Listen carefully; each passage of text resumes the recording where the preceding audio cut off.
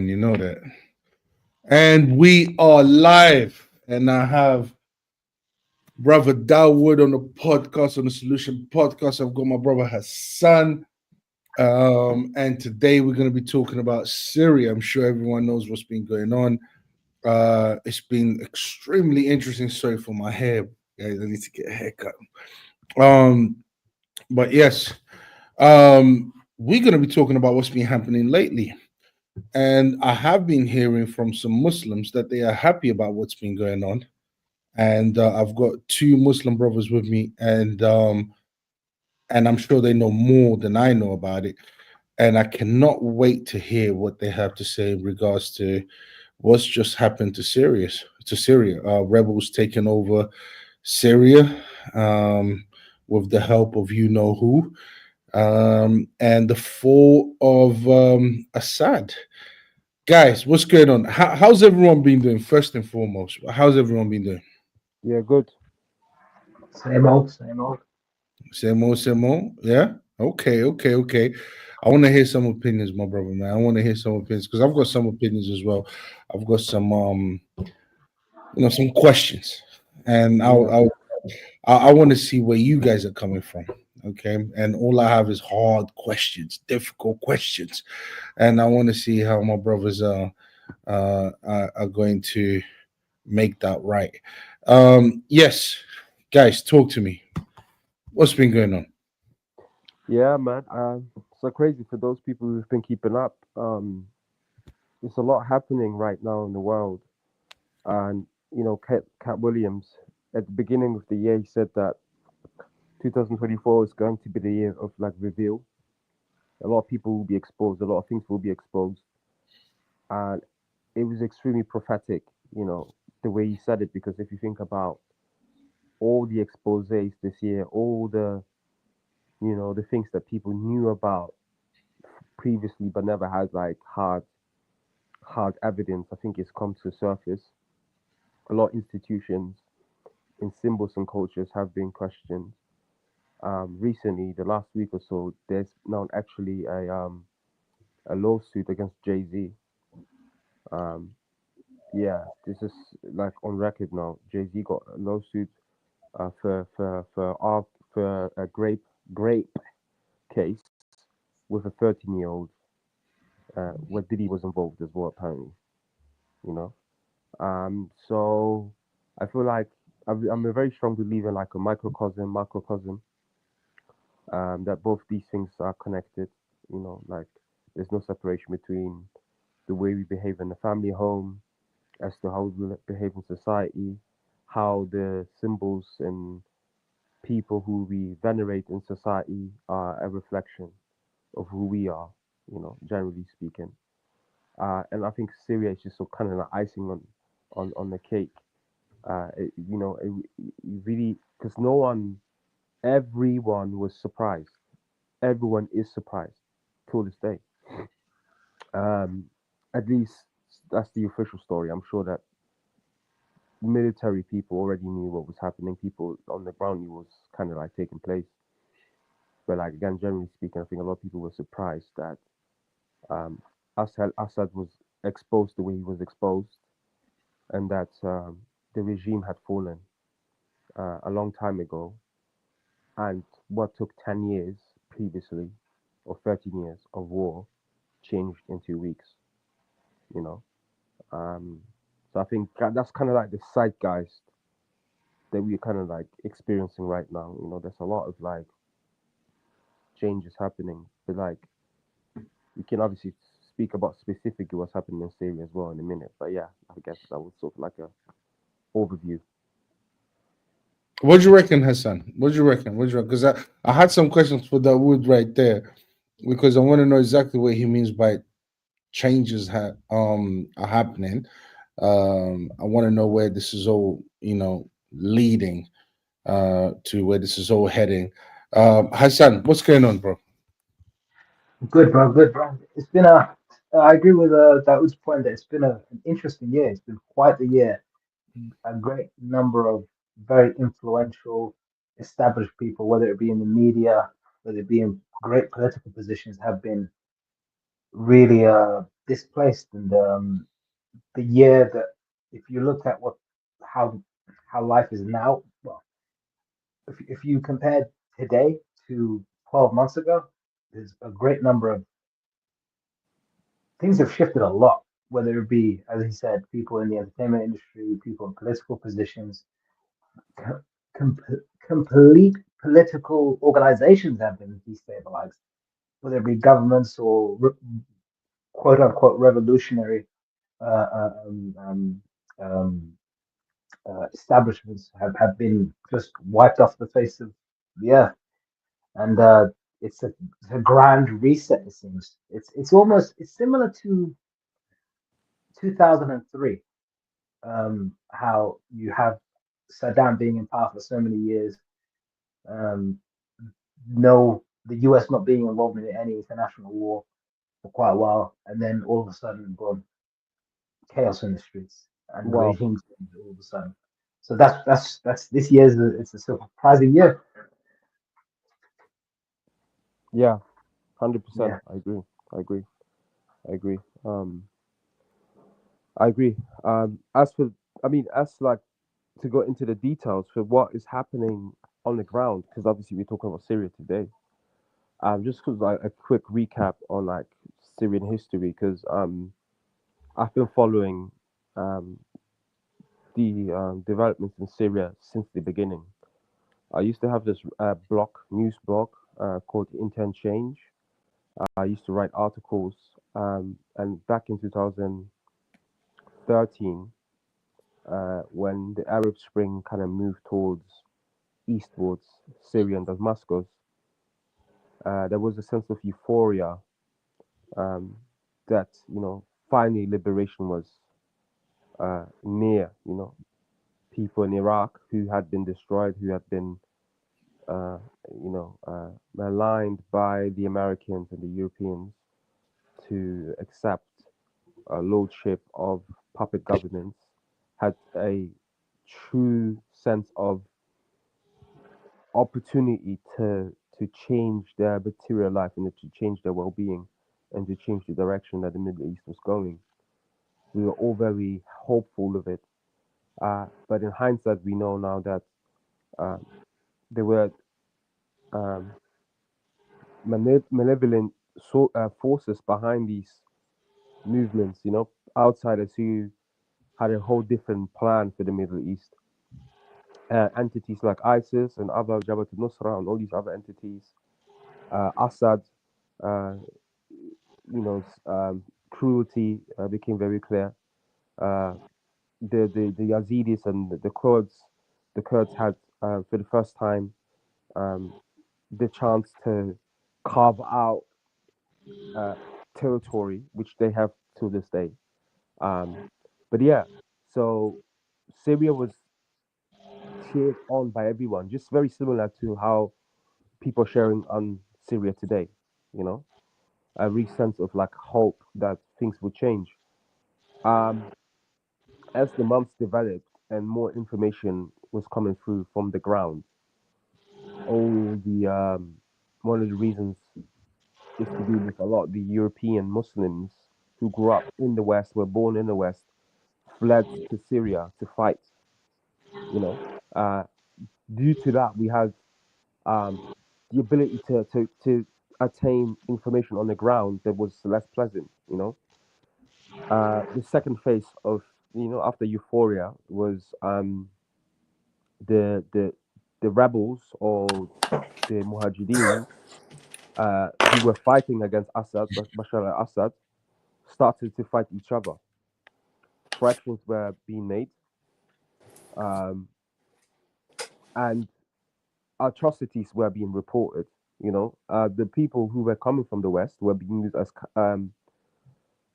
cannon fodder by the management and like the higher ups in those fractions, to be sacrificed, and innocent people would be died. We have this very, very famous case of like aid workers being killed and whatnot. Again, before according to the official story, Syria then descends into like a madness of a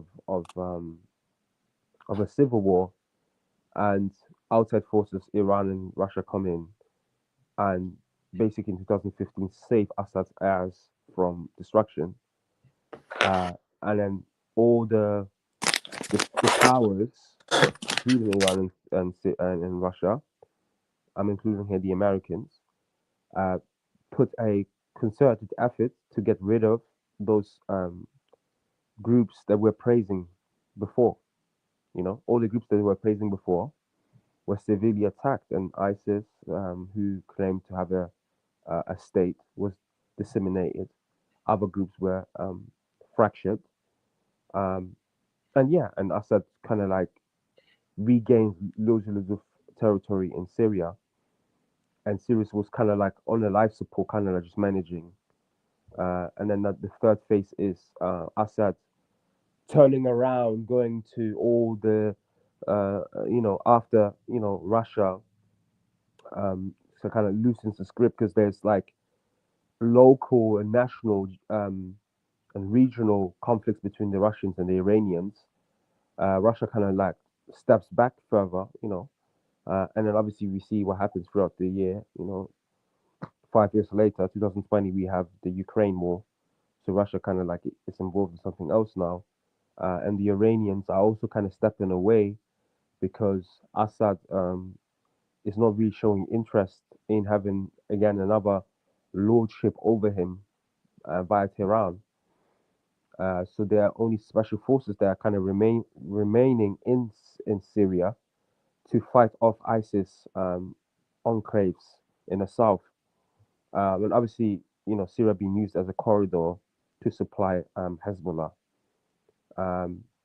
So Assad starts shopping around. He starts re-engaging with loads of the Arab countries in the Gulf, the Saudis, the Qataris, and he's trying to bargain his way out of this misery because, yes, Syria was stable again, but the economy was suffering tremendously due to the sanctions that Damascus was in.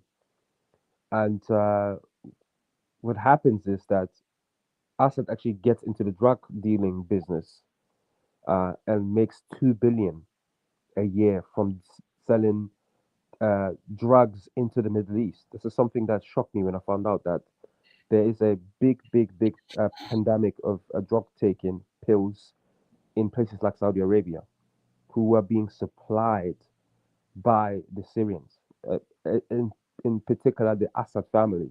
They were producing these cheap drugs and they were making billions every year of it. So they kind of their hands were forced, so they had to kind of get into that type of business. Let me ask you one question, Dawood. So I need to know, yeah, and I need to know this from you and Hassan. What was so bad in comparison to other regimes in the yeah, Arabic world? hmm yeah, What was so bad about this regime that I mean, I'm seeing Muslims celebrate. I'm seeing Muslims going all out and saying, yeah, yeah, yeah, yeah, yeah. And I'm thinking, hold on. I mean, we don't have to look that far back to know that hmm there was some really horrible yeah, regimes, yeah, But for some reason, this one seems to be the one that everyone is celebrating the most about. And I really need to understand yeah. Very what good was question. because and when I say bad regimes, I don't just mean bad regime related to Muslims or Muslim lands and all of that, because we can find bad regimes all over. You know what I mean? It doesn't matter what ideology you're from, we can find horrible regimes from every single ideology, secularism, you name it. All right. So what was so bad about this regime that everyone for some reason is celebrating? Hassan, you want to take that? Yeah, I was just going to play this clip just to give a bit of context Yeah. in response to that question. Do you want me to play it? Hassan, you have to ask me. Okay. Just play it, To man. map Assad's vast and heavily coordinated network of brutality. As Damascus fell to the rebels, footage began to spread of the city's notorious Zednaya prison, known to locals as the human slaughterhouse.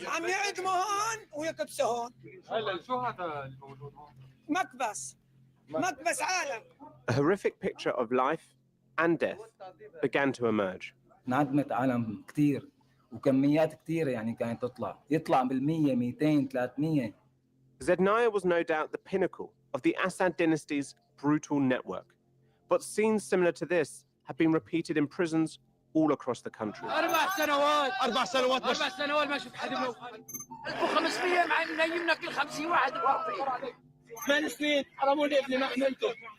According to the independent monitoring group, the Syrian Network for Human Rights, more than 1 million people have been arbitrarily arrested and released since the outbreak of war in 2011. In that time, at least 135,000 remained in prison, without trial, or disappeared altogether. This was all organized by a system first started by President Assad's father, Hafez, decades before. Torture and forced disappearances were a family business, and it was all ruthlessly managed by 4 intelligence networks. These agencies controlled detention centers across the country, notorious for their brutality.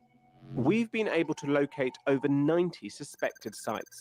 Each agency was headquartered in central Damascus, in or near the Kafar Susa district, an area known as the security zone. In the days after Assad fled the country, we were sent videos filmed at a military intelligence building known as Branch 291. They reveal an underground labyrinth of dark hallways lined with solitary cells not even big enough to lay down.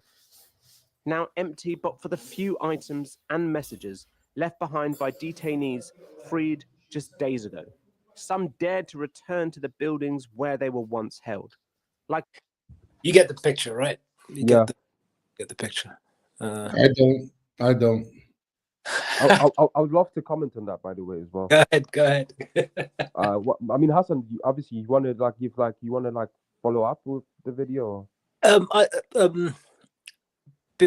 Before I do, I just want to understand Octavio's question.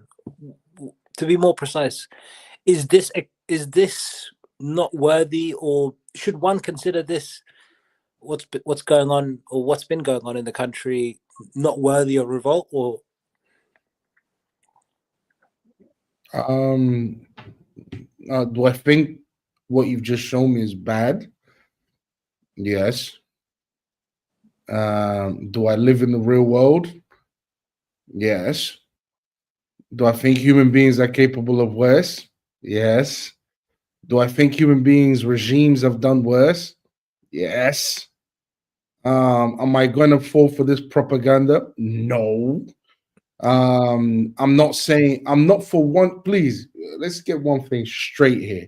Not for 1 second am I saying Assad's regime is innocent or did not torture people or did not do any of these evil things that you're even claiming.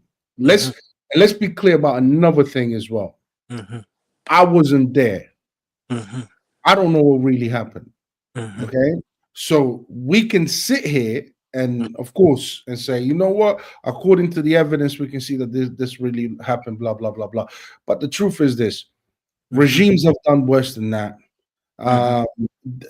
So I say, forget even worse than that. They have done similar to that. They have tortured people. They have done all types of nonsense. So is Assad particularly evil in a special way that no other regime is? No, I don't agree with that. Not one bit. Sure, but that's not my question. My question is this not worthy of revolt? Could this not add to the fuel, to the flame of discontent of the general public, to the point where if they say something the regime doesn't like, they may be in prison, they may get out, they may get tortured, they may not, they may be alive, they may not, they may be under all types of horrors, or they may not. Do you think at some point people will say, you know what, I don't like this? Do you know the problem with your question is? It's too subjective. I think abortion, given the amount of babies it kills, I think it's worthy of a revolt because I don't think it's helping society. But then again, this society, the Western world, doesn't think it is worth, a revolt. So the thing is, it's subjective. It's your question is subjective in its nature. Yes, I believe so. If this is indeed what a government is doing to its own people, like, yes, it is worth it's worth. People should be revolting against it, because people should be revolting against any level of injustice that occurs in society. People should be. This is why we have what do you call it? Peaceful protests here in the West. It's to show that we don't agree with some of the things that society has decided to do. So this is why we have that in the Western world. So yes, so people should be revolting. People should be protesting. People should be saying something against any level of injustice. People should be doing that. But I don't think this is worse than any other regime has done. Sure. I think Daoud, you wanted to make a few points because I've answered. Yeah. Okay. So I think it's very So I made a couple statements a couple of days ago. Actually, the very first minute we had news of Assad's fallen, Assad's family regime fallen, I went on to on my Facebook and was making statements because I looked past this. Because I had kept up with what was happening in Syria. I knew about the fact that Assad was going around the region trying to secure deals with the neighboring Arab countries. I knew about that. I also knew about, geopolitically speaking, how the situation was in the Middle East. The fact that southern Syria was a corridor for Lebanon and Hezbollah. I knew that there was a concerted effort being made by loads and loads of people who are in the Dawa to flame up these, which I believe are ridiculous attempts to flare up sectarian, what's it called, battles, the same way sectarian battles were being taken place in Iraq in the early 2000s, which was sponsored and encouraged by the Americans, under the basis of conquer and divide, because when Saddam Hussein was around, the Shia and the Sunnis weren't like best friends, but they were coexisting to much larger extent. In fact, it was the Kurds who were getting loads and loads of a hard life to live. But in response to the video, so I made a statement. I said to believe that Iran's less Iranian influence is going to make the Middle East safer is a mistake, and I got flamed for it. People came at me and they said, and it was what I would say almost solely emotional argument they were making, and it was very similar to the arguments or the information presented in that video that shown us Hassan, that the Iranians were very horrible and they've done a lot of horrible crimes. But I was not buying it in a sense. This is not to deny that they weren't doing these things. I'm most certainly sure that they were doing these things. But going back to Octavia's question, why is it so different when the Shia do it, as opposed to some ISIS members or Saudis doing it to other people, and Saudis doing it to the Yemenis? Why is it so different when it's the Iranians? And the reason why is because people, or like a lot of the Muslims, are operating on a moral compass that is very specific, a religious compass, to look at political realism, meaning these are real political issues, and to look at political issues with a moral lens, once you do that, you will never be satisfied. You will never be satisfied, because that's not how politics works. Politics doesn't work based upon what's it called? Solely the religious lens. Yes, the religion plays an element to it, but to think that that's the be and end all, it's just it's ignorant, and it's idealistic. So the question, to answer Octavia's question and also to answer your question, Hassan, and I want to be economic with my words because I don't want to like drag on, because I think when we kind of shoot at each other, it makes the conversation a bit more dynamic. But I would say this, and then obviously I can come back after. I would say that um, Hafiz Assad, meaning the father of Bashar al-Assad, because you really have to, when we say uh, Palestine and they say the 7th of October, the Muslims, a lot of Muslims tend to say, well, we have to look at what happened before 7th of October, you know? And I would say, well, we have to look at what happened to Syria before the civil war and what happened in history. Why are we isolating it to just that one point? Like, why are we picking and choosing? And this is one thing that I'm trying to stay away from. I do not want to suffer from cognitive dissonance. I don't want to. I want to be as authentic as possible. My belief in Islam comes from the bottom of my heart. I believe in it. This is something that I've chose to follow. So I won't deny this level of authenticity in our other areas of my life. And when I look at the history and I look at it and I come to these conclusions, then what a person may do is show me where I'm wrong. But if you look at serious history, there is this there's this guy called he's a Mossad agent. Okay, this is in the 1950s, late 1950s, by the name of Ali Cohen. Ali Cohen was a spy who was working for Mossad par excellence, who pretended to be an Arab, was given so much intel to the Israelis that prevented, Syrians, well, partially Syrians, to maintain the Golan Heights. That region that the Syrians lost in the war had to do with a lot of the intel that Eli Cohen was given to Israelis, and that was the precedence for Syria. At least if you want to talk about the Assad family, we can go even further back, but let's just go there. Okay, so Syria, in its history, has been dealing with outside forces trying to corrupt the country for the longest.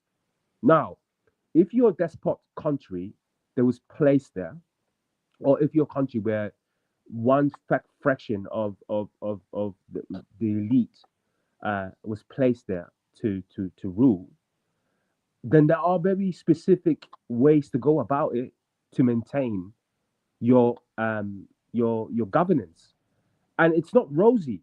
It will never be rosy. Like, to maintain governance over a particular country requires bloodshed, and we will find this with the companions. We'll find this with the Romans. We'll find this with the Mongols. We'll find this with any. Today, it's part of stateship.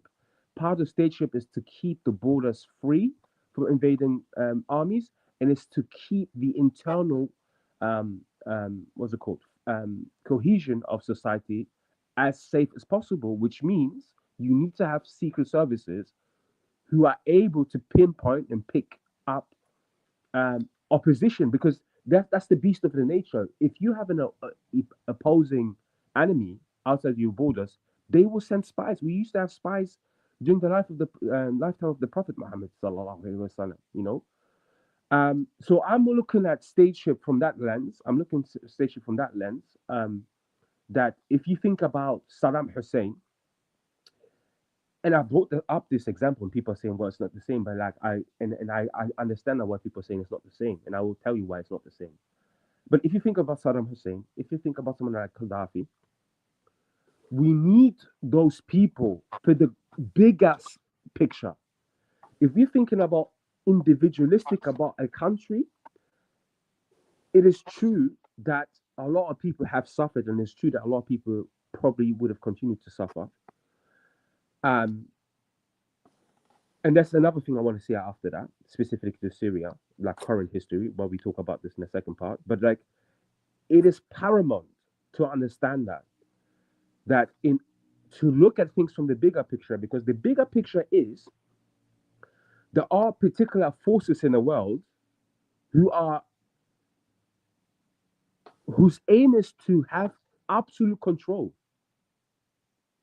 And as this may sound very controversial, but I also believe it would not be proper and fit for the Muslims to have absolute control of the world, because that's not Allah intends in the Quran. Okay, this is something that like the 20th century fantasies of like fascist and communist has influenced a lot of the Muslim thinking that somehow Islam has to be prevailing over everything, everywhere, right?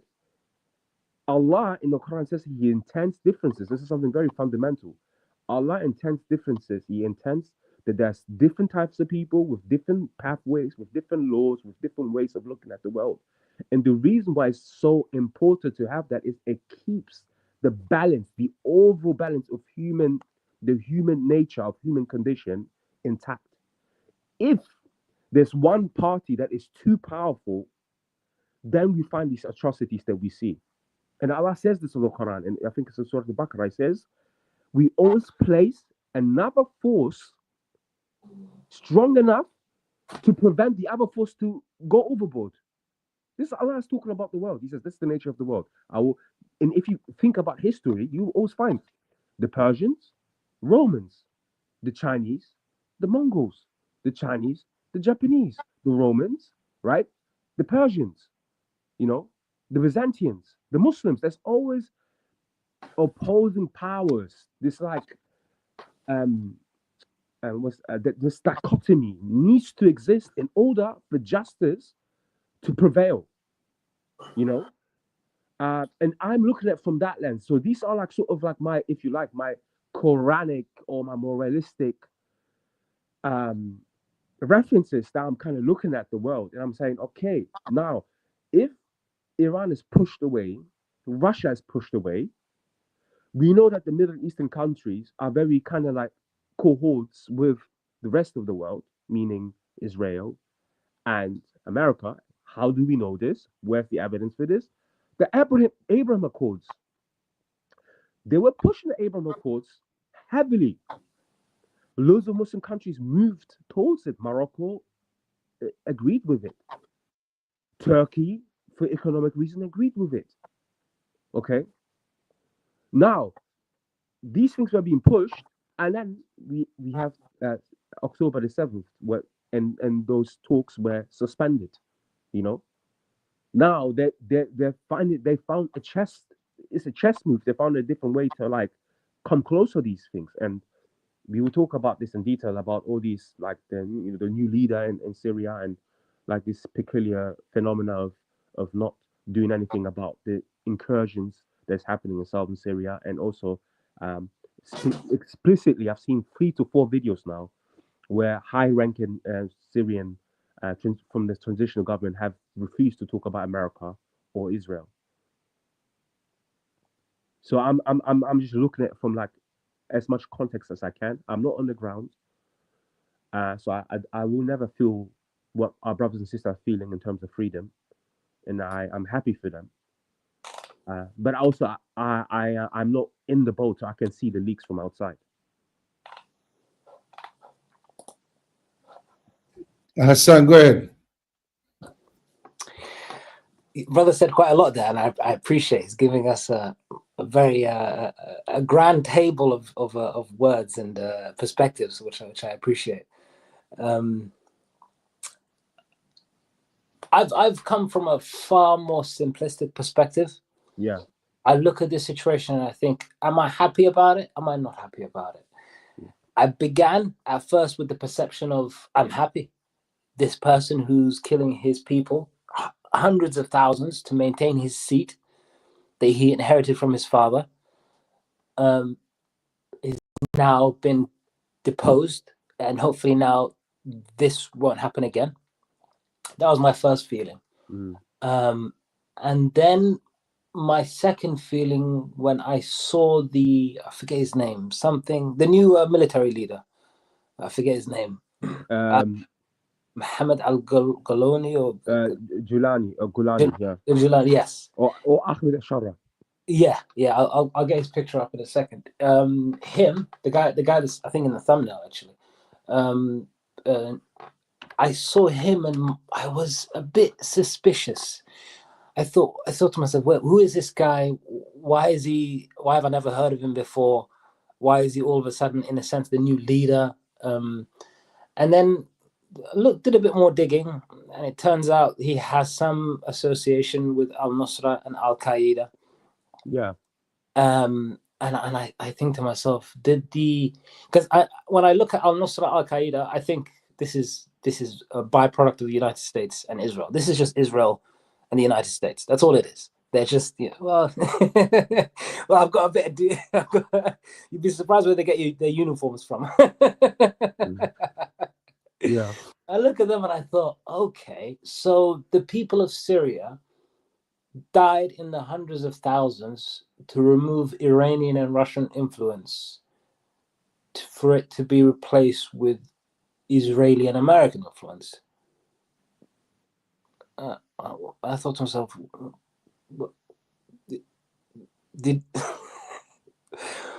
this is not a win. It can't be. It doesn't make sense. Wasn't it a revolution for the Syrian people, by the Syrian people?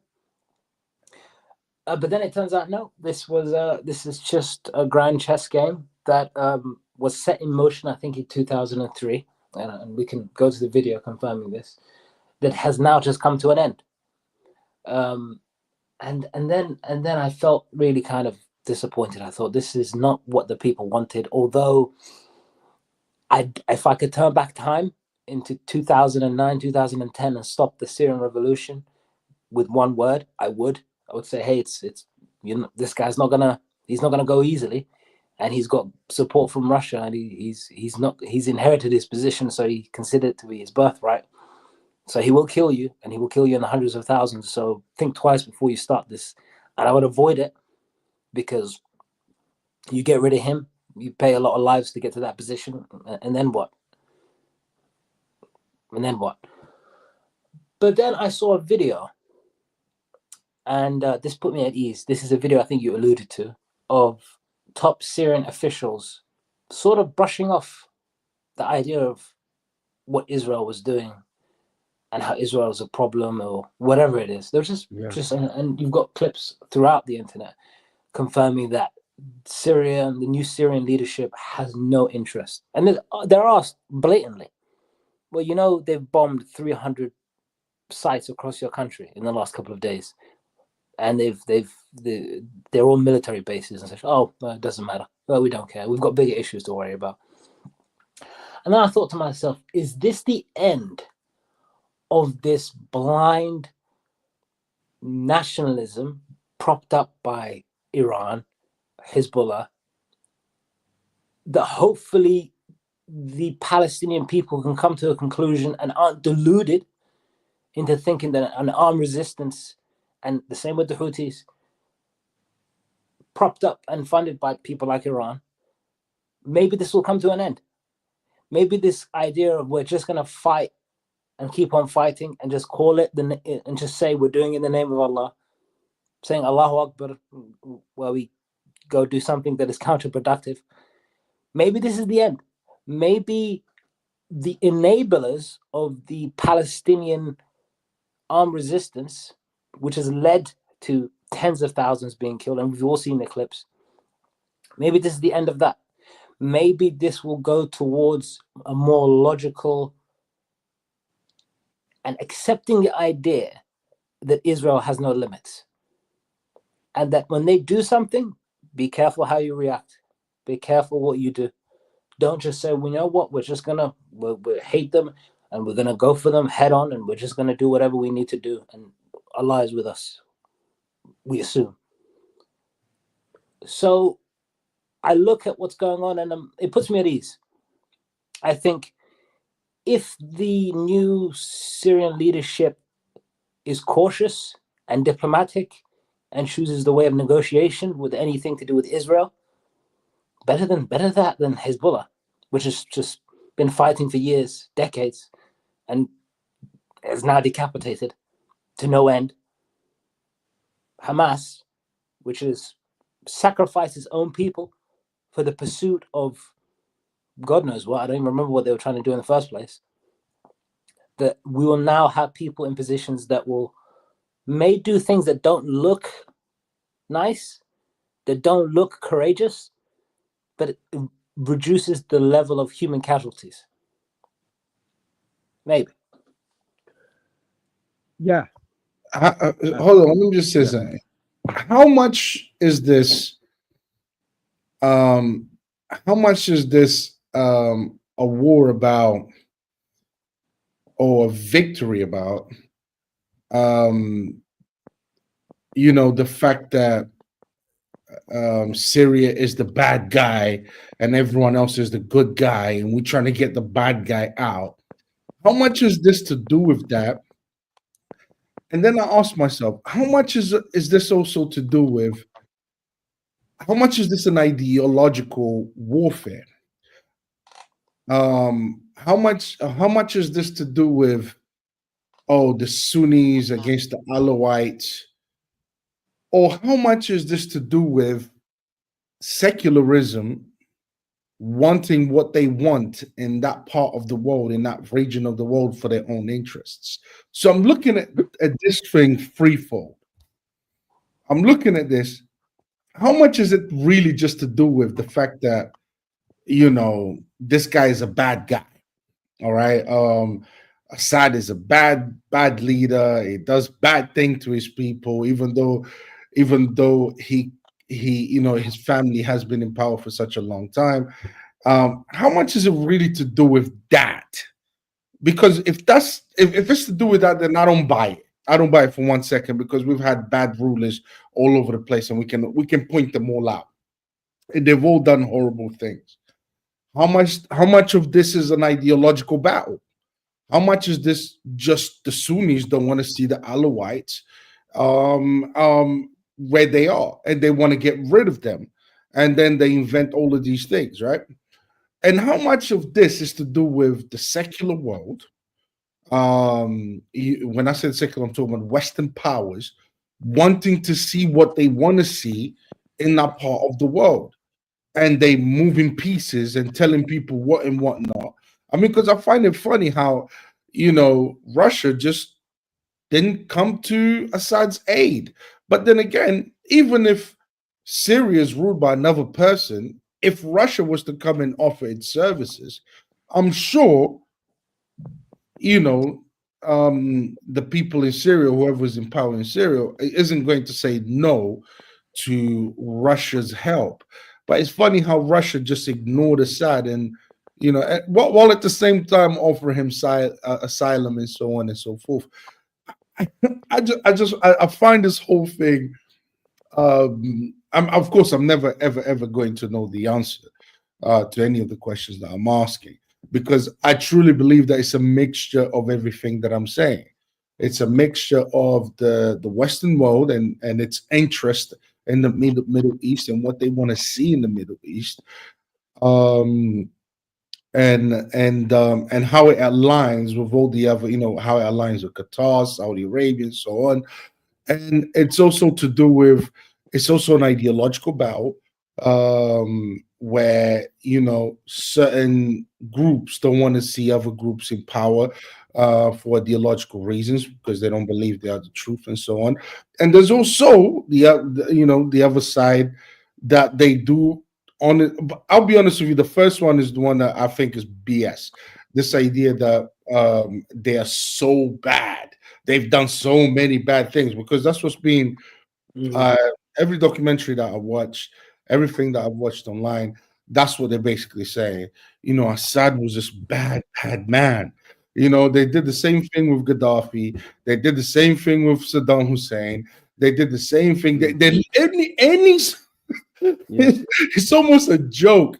Every time I see it, you're repeating itself. And I'm always sitting there thinking, is this ever going to stop? Are people ever going to catch on to this? Che Okay, Guevara. all these guys. Yeah. Oh, Who is this? Who's Yeah. the new bad leader now? Who is he? What's his name? Can I see him, please? Okay, whoever they determine to be the bad guy, guess what? He's the bad guy. Then they want to tell the whole world everything bad that they've done. Okay, as if these people are any better. Yeah, go Also, ahead, Brother Lord. and this is now where the second phase, the second part I wanted to discuss, the Syrian conflict, the sort of like the one that we've just experienced, right? I feel like people are kind of like short in memory. Um, when Syria was happening, there's so officially the um Arab Spring starts in Tunisia, right? It starts off in Tunisia because that's the street vendor who sets himself afire, Mhm. okay? Because there was a protest against the economical downturn in a country like Tunisia. And then it kind of spreads through Facebook, it spreads through other parts in North Africa to Libya, and then it's kind of like Egypt. We have Egypt. This is when the Muslim Brotherhood comes in, and then obviously other places, and then even in the Gulf countries there were some protests happening, but they were able to be in the eastern parts of Saudi Arabia. There was, I think, some protests as well, but again, that was like got rid of very quickly. They didn't tolerate that at all. And then Mhm. obviously, in Lebanon there was some, but in Lebanon there's always something in Lebanon happening. Before Yeah. before you say that, can I just Yeah. play something? It's only like Sure, please. Yeah, go ahead. 1 second. 1 second, Octavio. What are you doing now, Hassan? I'm being a great guest. That's what I'm doing. Giving a bit of context to the brothers' Arab Spring thing. If you don't mind putting it on the screen. Of course, of course, of course. About 2 days after 9/11, I went through the Pentagon and I saw Secretary Rumsfeld and Deputy Secretary Wolfowitz. I went downstairs just to say hello to some of the people on the Joint Staff who had used to work for me. And one of the generals called me in. He said, "Sir, you got to come in. You got to come in and talk to me a second." I said, "Well, you're too busy." He said, "No." He says, "We've made the decision. We're going to war with Iraq." This was on or about the 20th of September. I said, "We're going to war with Iraq. Why?" He said, "I don't know." He said, "I guess they don't know what else to do." So I said, "Well, did they find some information connecting Saddam to Al Qaeda?" He said, No. He says, "There's nothing new that way. They just made the decision to go to war with Iraq." He said, "I guess it's like we don't know what to do about terrorists, but we've got a good military and we can take down governments." And he said, "I guess if the only tool you have is a hammer, every problem has to look like a nail." So I came back to see him a few weeks later, and by that time we were bombing in Afghanistan. I said, "Are we still going to war with Iraq?" And he said, "Oh, it's worse than that." He said, he reached over on his desk, he picked up a piece of paper, and he said, I just got this down from upstairs," meaning the Secretary of Defense office today, and he said, "This is a memo that describes how we're going to take out 7 countries in 5 years, starting with Iraq and then Syria, Lebanon, Libya, Somalia, Sudan, and finishing off Iran." I said, "Is it classified?" He said, "Yes, sir." I said, "Well, don't show it to me." And I saw him a year or so ago, and I said, "You remember that?" He said, "Sir, I didn't show you that memo. I didn't show it to you." Yeah, that's a bit of context of what. Yeah. in my What are you trying to say, Hassan? I'm just saying the Arab Spring is a bit coincidental. It's the No, war. of course. That's why I'm saying the official story is that someone set themselves afire. When that's the official story, but we know that there's more to it. This is a very carefully devised plan, and there are documents for it. There's evidence for it. There's foreign ministers making statements on national. Like, this is not like something that you just pull out of thin air. But just going back to sort of the the picture I was painting. And the reason why I paint pictures is, one, because I'm an artist and I'm creative. 2, because we are dealing here with highly complex organizational organisms of like human organization. Like, this is complicated stuff. This is not like, And I feel like a lot of us Muslims, we've been like kind of like influenced by like this American way of thinking, like we are the good guys and that these are the bad guys. Like, you know, like this like fantastic story, you know, of like, you know, we sort of chosen people and bed was done to us. Yes, that's true to an extent. The reason why I take this approach, and people might always be confused, like, but Dawood, why do you always say this stuff? Like, you know, I can imagine some even like questioning my Islam. You know, oh yeah, he's a rewrite. That makes sense. No, listen. Wow. The reason why I take this approach is because it's easy.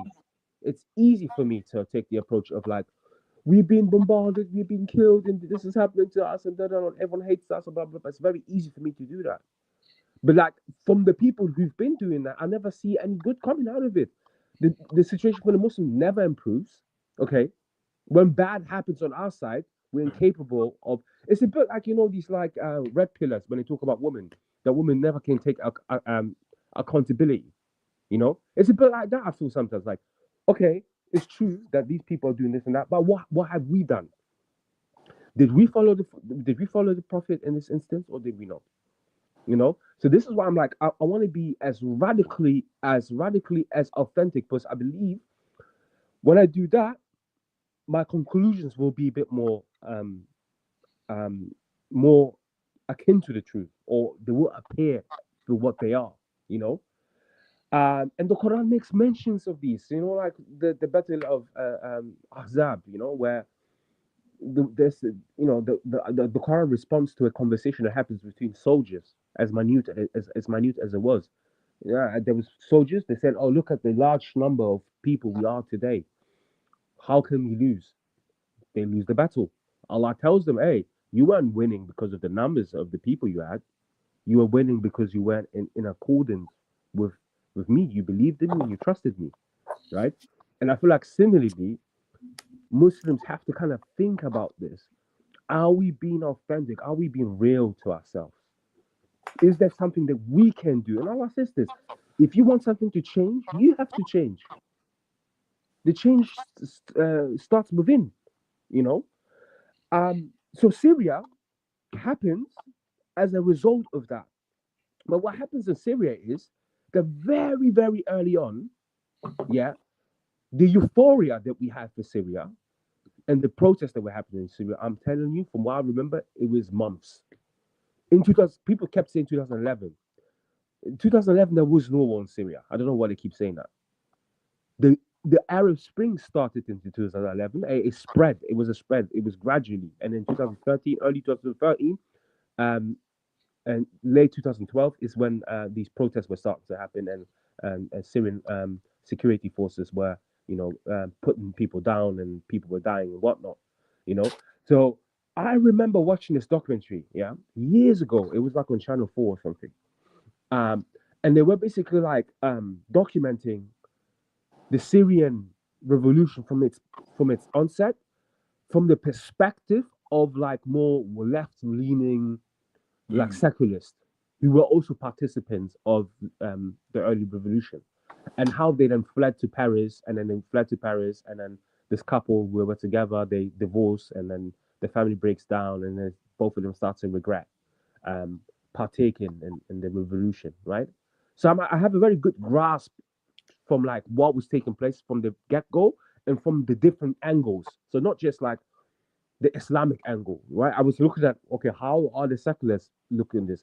What the royalists, Assadists, what's their qualm in this? And from what I remember is there's the saying that I keep hearing over and over: Assad killed his own people. Assad killed his own people. Assad killed his own people. Forgetting that there was a civil war. There was literally a civil war in Syria, meaning there was different fractions killing each other. It was not just one-sided, everyone against Assad. No, no, no. That's not how it was. It was Assad trying to defend Damascus and his thingy. We had different millions of fractions. We had the Kurds, but everyone was killing each other. Everyone was killing each other. ISIS was killing loads and loads of people. Just because they don't exist anymore, we're going to take all the blame and just put it on Assad. Yes, he has his fair share as well. But there was so many other people who were killing and destroying and kidnapping and taken advantage of. And this is the crux of the matter. The crux of the matter, and this is what Octavia, you asked that question, and so did Hassan. What is so different between someone like Saddam Hussein, yeah, and Bashar al-Assad? It's the religion. It is the religion. Assad is a Alawi, and Saddam Hussein was a Sunni. That's the problem. This is really what I believe is the crux of the matter. At least from the outside, when people are looking at this, right? Because of it, Assad is viewed more evil because how dare he, this disbeliever, treated us Muslims the way he treats us. That's really what this is all about. If you want to be fair, because Saddam Hussein also killed a lot of people, bro. He was exterminating entire villages, bro. Let alone having them in prison. He was exterminating a whole village with gas and blah blah blah. And today, what do the Iraqis say today about him? We What do miss they him. say about him? We miss They him. praise him. They say they lament him. They say, "Oh, after all, he wasn't that bad." You know. So these are Hassan, the, what do you have to say about this? I think Dawood's making a very good point, and it's true. But No, not in hold the on, sense- hold on. Dawood, in the sense of saying it's not about crocodile shoes. I know. This is why I was disappointed in you clapping, because unfortunately, I think you misunderstood the beauty of what he was saying. He was saying that we, or some of us, Thank you, Dawood. perceive it. Thank you, Okay. brother. Thank you, brother. His ego, when it inflates, I have to pop the Thank balloon. And take the Dawood position, as I understood it, He's telling the truth. He's telling the truth, man. He's I telling the truth. never said he's not telling the truth. What he's saying is true. It's true, and it is unfortunate that some perceive it that way. That better the murder that you know, or better the guy on your team committing the murders than the guy on the opposition committing murders, when there's still murders and oppression either way. And I think it's true in the sense that there is some perceived victory over the dethroning Assad, because the perception is it's a Sunni victory over an Alawi victory, when the Sunnah doesn't necessarily even incline towards this, and those that who were heavily involved in my opinion, sparking the flame of the situation aren't Sunni or Shia. In my opinion, I still think there's a lot of U.S. and foreign intelligence that agitated this. It's got all the hallmarks, the fingerprints of the whole situation. And it's true. That's what they do. The country's peaceful. They come in and it's well documented throughout U.S. history. Right. This is what they do. Now, does that mean that the Muslims aren't to blame for the majority of what's going on and how things have occurred? Yes, I think we are to blame. I think the hundreds of thousands of dead could have been avoided if we, because overall it's not a successful endeavor. I don't think it's worth the price that's been paid for this position. I don't think the hundreds of thousands who've died are now resting in peace because there's a new leader in position who's promoting this belief system over that belief system. When in 2005, it was a thriving economy with great tourism, a nation with peace for in a more civil in terms of the society being stable and not neighbor against neighbor killing each other, as Dawood mentions that we often forget. It wasn't that. It's generally, it's not worth the lives that have been paid for this revolution. And I think it's just now. I think it's just the high of a leader being deposed who was in a position of torturing people and oppressing them, and that being gone. And it's the, what's the word? It's the honeymoon phase, I think, of this whole situation, because at some point the new regime is going to come clear to not be serving the interests of the people who think it's a victory. Okay, Yes. okay. Yes. And I'm talking about the people that Dawood is talking about, the ones who praise Saddam and think fondly of his time, and who are now happy that Assad is gone, because ultimately this is a great leap forward for Israel, Arab, normalization. Yeah. Yeah. And let me just say, sorry, Dawood, brother. I, uh, I go thank myself for being who I am. Nah, I'm joking. I'm joking. Because the thing is, it's this idea that the grass is greener on the other side. And when you're dealing, you see, you have to understand one thing. When it comes to religion, I know we both have different religions and all of that. It's about following the religion, and we all have to struggle to get there. So this idea that I'm going to be better than someone else is basically a falsehood. Okay, because there are people that might be better than me in certain things, even though I'm the one following the truth. Even though I'm the one following the truth, they might be better at doing something than me, for example. So this idea that the grass is going to be green on the other side is not true. Now, the new regime that will come in will have its problems, just like it has had its problem, just like other regimes have had their problems. And it never goes away. So this idea that now that this new regime has come in and everything's going to turn to, everything's going to be a beauty is this is what I'm saying. This is like it's like you have to be naive to believe in these type of things. You have to be stupid. You have to be an idiot. You must not understand human nature for you to think that way. If you know anything about human nature, you know human beings are faulty, you know they're sinful. And as long if you know that to be true about human nature, it doesn't matter what regime is in place, and it doesn't matter how good the intentions are. Human being will always fall short of whatever it is that they're trying to achieve. And if you understand that, then you can maybe, if you understand that concept, if you understand that idea, then maybe you can build a better system based on taking into account human beings' faults or human beings' flaws. If you can do that, then you will build a better system. But if you don't, then this idea that yes, one day this system is going to come into place and this system is going to be the truth and this system is going to answer all our questions, this is nonsensical thinking. This is not part of reality. This is childish. It is childish. So when I saw this new regime, exalting themselves and saying, "Yeah, we've done it. We got rid of the big, the big bad wolf." But I was sitting there thinking, "Are you serious?" Well, we this is another problem. This is another problem I have as well, and why I'm like, okay, well, hold on.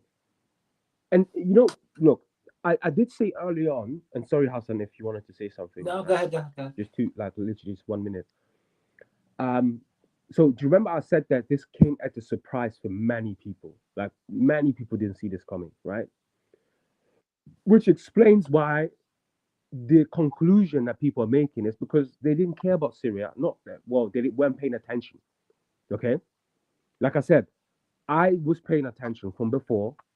Last couple of months, I've watched a lot of like I got did a bit of research on like the geopolitics of like Assad and all that because I was genuinely interested because again towards kind of like the middle of like the revolution and that kind of stemmed from 2013. I felt a bit disillusioned when I then started to find out that there was other Muslims killing other Muslims, ISIS, and then ISIS being connected to like the CIA or Mossad and whatnot. So I was very wary from that point on. I was watching Assad's interviews and stuff like that, and his perspective as well. Um, so I've been keeping up, not like to the detail, but I kind of had a good feeling of what was happening in Syria, especially with what happened in Palestine recently. So that's why I was in.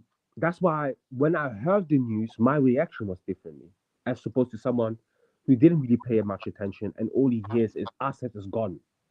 Hurrah, he's gone, he's gone. But so that's one thing. Secondly, it does not make sense. I mean, it's like, how do I say this? It's like if you walk into a city, okay, it's like when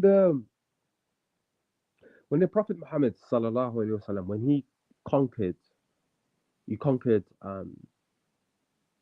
Mecca, and there was virtually almost no resistance. Why did that happen? Or from like a materialistic human perspective, it happened because the Quraysh had a treaty. They took a treaty, the 10 years, and they broke the treaty over and over again. Okay. And the amount of Muslims that were amassed by the time that happened, it was impossible to fight. So, one, you broke the treaty. Two, the Muslims could have conquered from before, but they didn't because they wanted to keep the treaty. The treaty is broken. 10,000 people descend upon Mecca. Virtually no way to fight. Okay, this is not what's happening in Syria. What's happening in Syria is that the armies in the northern side, HES, Free Syrian Army, were on the borders of Turkey. They were bordering Turkey, and Turkey was supplying them with weaponry and intelligence. Okay, like Syrian Army, HES, I suspect, and some other analysts suspected it was the Gulf countries, Qatar, maybe even some, is again, we have to see how these things unfold. But so far, it seems like it was the Gulf countries and then a mix of like the Americans and perhaps even like Mossad, right? Like the Israelis.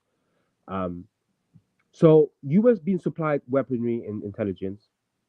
The Russians and the Iranians had lost power because they had to you know, Bashar al-Assad was not playing his cards right. He was shopping around and kind of like alienating his like primary um, alliances that he had. So this perfect storm creates what we see now today. So I'm baffled that this has been like kind of like it's being like labeled as like this like free like this like glorious battle that took place where like the rebels really fought hard for this. I mean, it was almost given to them. I mean, how else am I supposed to see this? It doesn't take away from like the battles that were taking place the last 2 weeks, but it wasn't Syria 2013. We're striving. It wasn't. It's just a different scenario. They walked into Damascus with almost no resistance. So people are saying, hey, it looks like there were deals being made underhanded deals. This looks like that there were people that got to the table that said, Assad, listen, you've been fired. I said, you've been fired now. It's not like you were fired. You couldn't do this. We had enough. We can't help you. Take your money, come to Russia, come to Moscow. Okay? If you want to have some decent life, just forget about this dream that you had. It's a different political landscape, you know. And like talking about Abraham Accords, which we will talk about later, how that plays in now. Because the same people are rejoicing, wallahi, people like Hamid Sami or Sami Hamid, that brother. The same people were lamenting and warning people against normalization, and this is something that Hassan, you were kind of alluding to. There was warn against normalization are the same people who are now celebratory of the outcomes with the Israelis being 20 kilometers away from Damascus. What do you think is going to happen? What do you think is going to happen? Turkey was already providing Israel with oil and is doing economical dealing. The people in the Middle East, the governments in the Middle East had enough of fighting. They want stability and they want economy. And it will come at a price. And what is the price? We all know what the price is the Palestinian people. If you're of the persuasion that you want freedom for the Palestinian people, it will come at a cost. And I don't see how this situation now has pushed normalization away. It looks like the government in Syria is moving pragmatic, which means they will try to see to build a strong government. They will have to, they will need support from the surrounding countries. I think this is, if you are an alien and you are just to land and look at this whole situation, and you look at October 7th moving forward, you would think this is the greatest victory for Israel since they won the battles in the 1960s and 1940s. Wow, Syria, okay. Syria is now greater Israel. They walk into Golan Heights. They bomb a lot of military bases in Syria. The new leadership isn't even bothered about it, as if it's fireworks. Hezbollah is decapitated. Could it be possible how Russia, in a sense, abandoned Syria? Would they abandon Iran like this?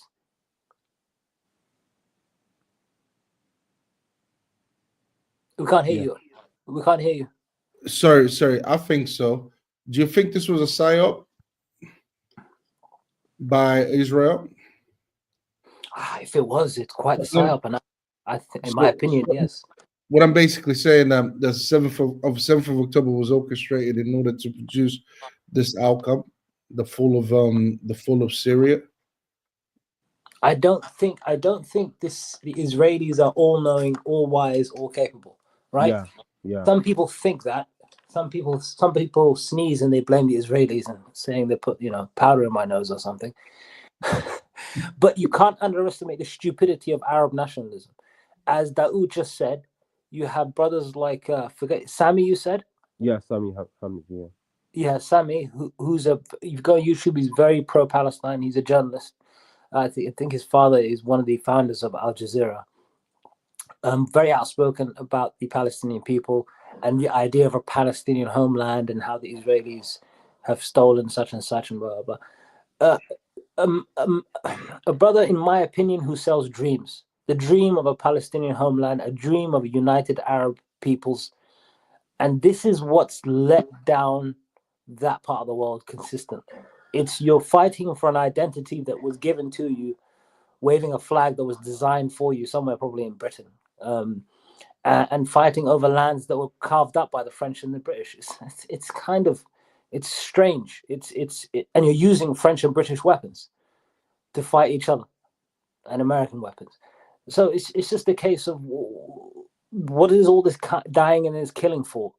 A bit of land drawn up by somebody somewhere far off telling you to fight for this, or So whatever. what do you reckon should happen? What? No. I think normalization with Israel is just give up, just accept it. I accept the idea of normalization with Israel. I don't see no problem with it. Of course, there needs to be accountability for the atrocities that occurred in Gaza. But you've tried everything and everything has failed. Those who want to keep the Muslim or the Arab word, I don't even like referring to the Muslim word because there is a Christian and Alawi and the Shia Muslim. There are ethnic minorities and religious minorities at play, and there is no absolute loyalty towards an Islamic pursuit in that part of the world at the moment anyway, right?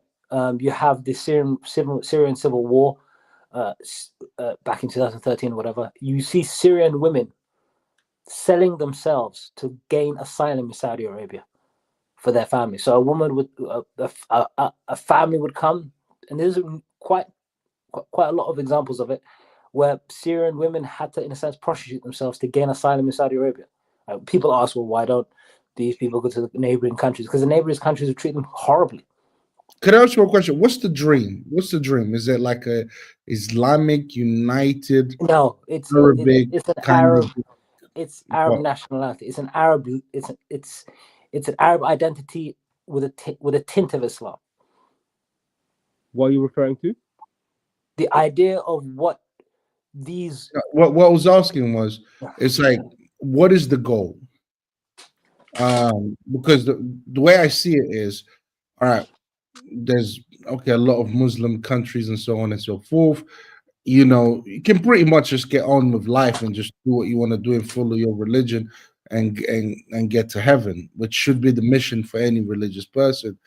But what is the goal? Why all the wars? Why all of that? What is the main objective? Is the main objective to create an Islamic united kind of like I don't know, I don't want to say empire, but kind of like league, nation of leagues, like a league of nations, that they are all, you know, that the religion is the driving force, and that's all they doing. Is that what it is, or what is the end goal, or is it just land?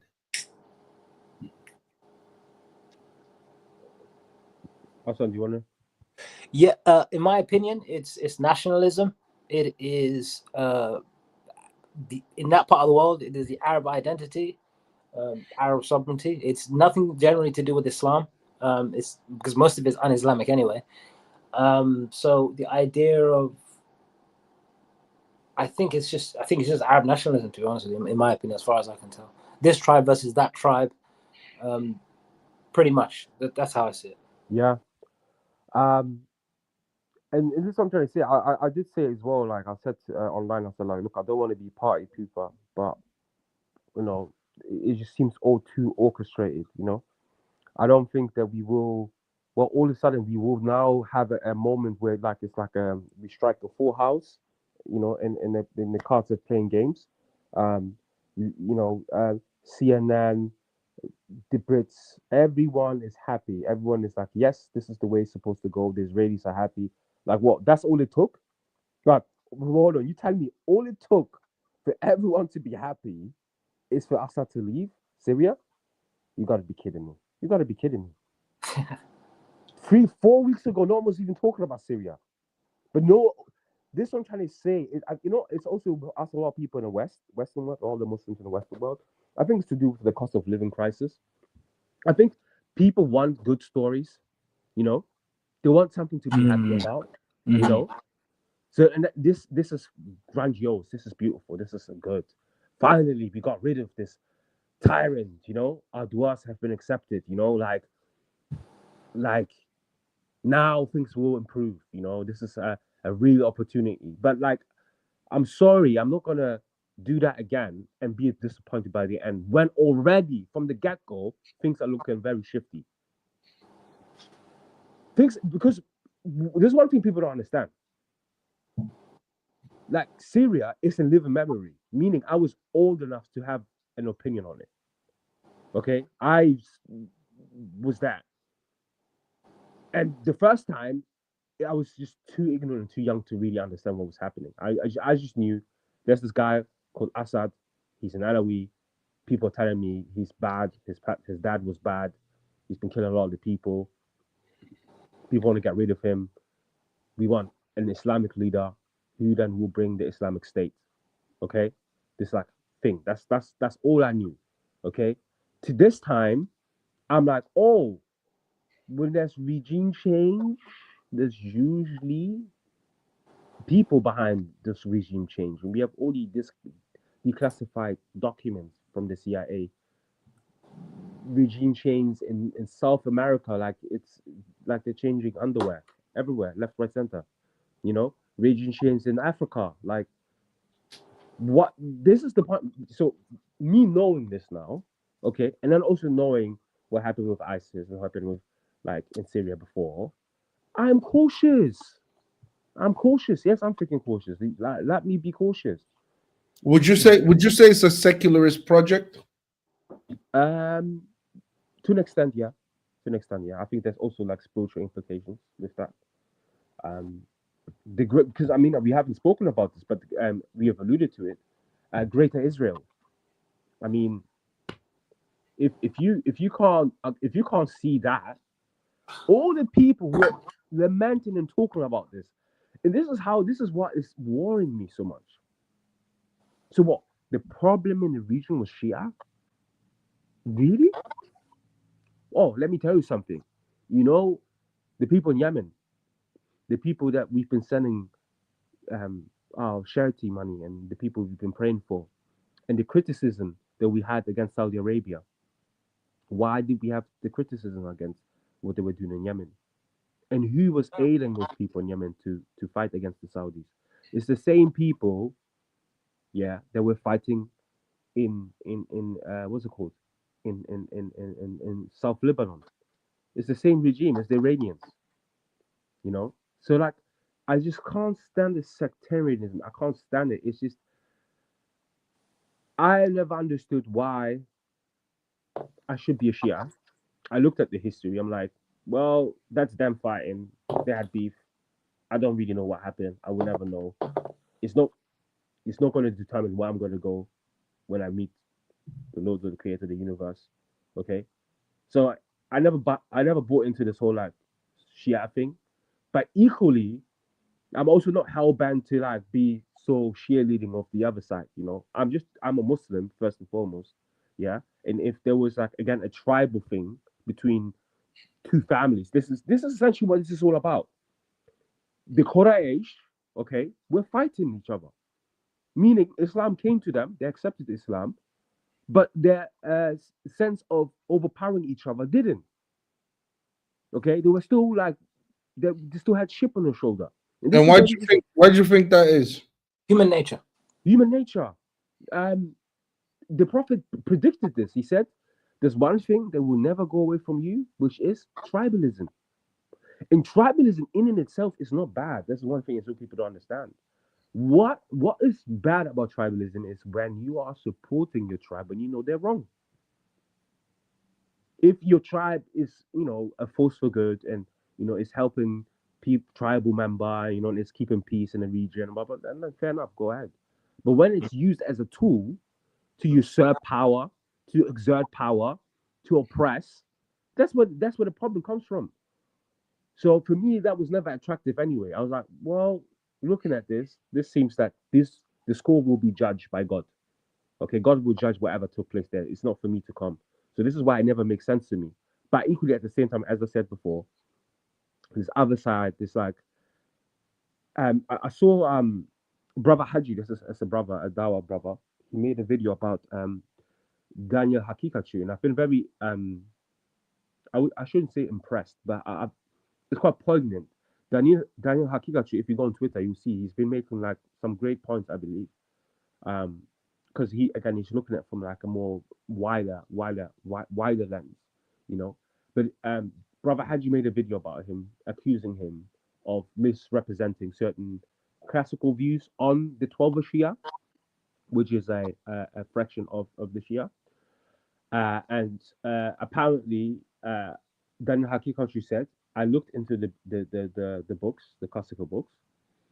It was a translation by Sherman Jackson, African American professor, Muslim brother. He wrote a book on this.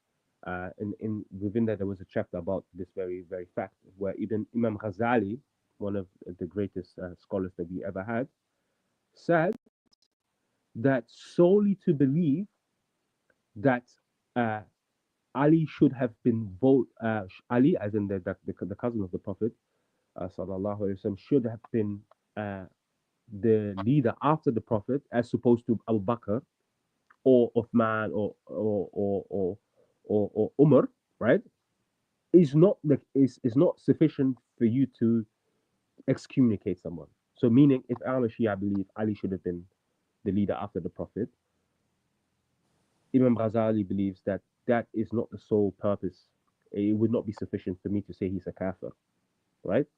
It also, Daniel Hakikachu also presents information that the 12 Shia believe there's a difference of opinion as to whether the 12 Imams are higher than the rest of the prophets, except the Prophet Muhammad, or equal.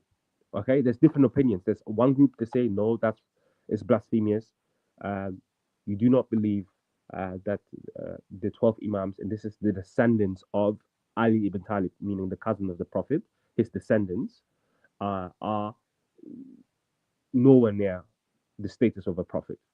Okay, again, like these, like to me, honestly, idiotic things to think about. I don't see how that, it's just again tribalism. It's like Manchester, Chelsea. I don't see how that's helping anyone, my bro. But anyway, these are questions being asked, but um, apparently it's disingenuous to say that all the 12 imams, 12 Shia believe this. They don't. Okay, some say no, that's wrong. The prophets are of course higher. Yeah, but this willingness for Sunnis, to play into the cards of what is being played overall. Because watch this. When there's sectarian divides, what's going to happen? What the Europeans did 300, 200 years ago in Europe and in Africa. They will divide the countries, the lines according to the tribes. And sometimes they will push one tribe to a different region, another tribe to another region. That's exactly what's going to happen. The Kurds will have their region, okay? The Sunnis will have their place. Those people will be there. It's divide and conquer. But bro, isn't that how it works? Because the way I see it is, you've got the Muslims. They have an ideology, and they're trying to assume that ideology. Or you've got the Christians.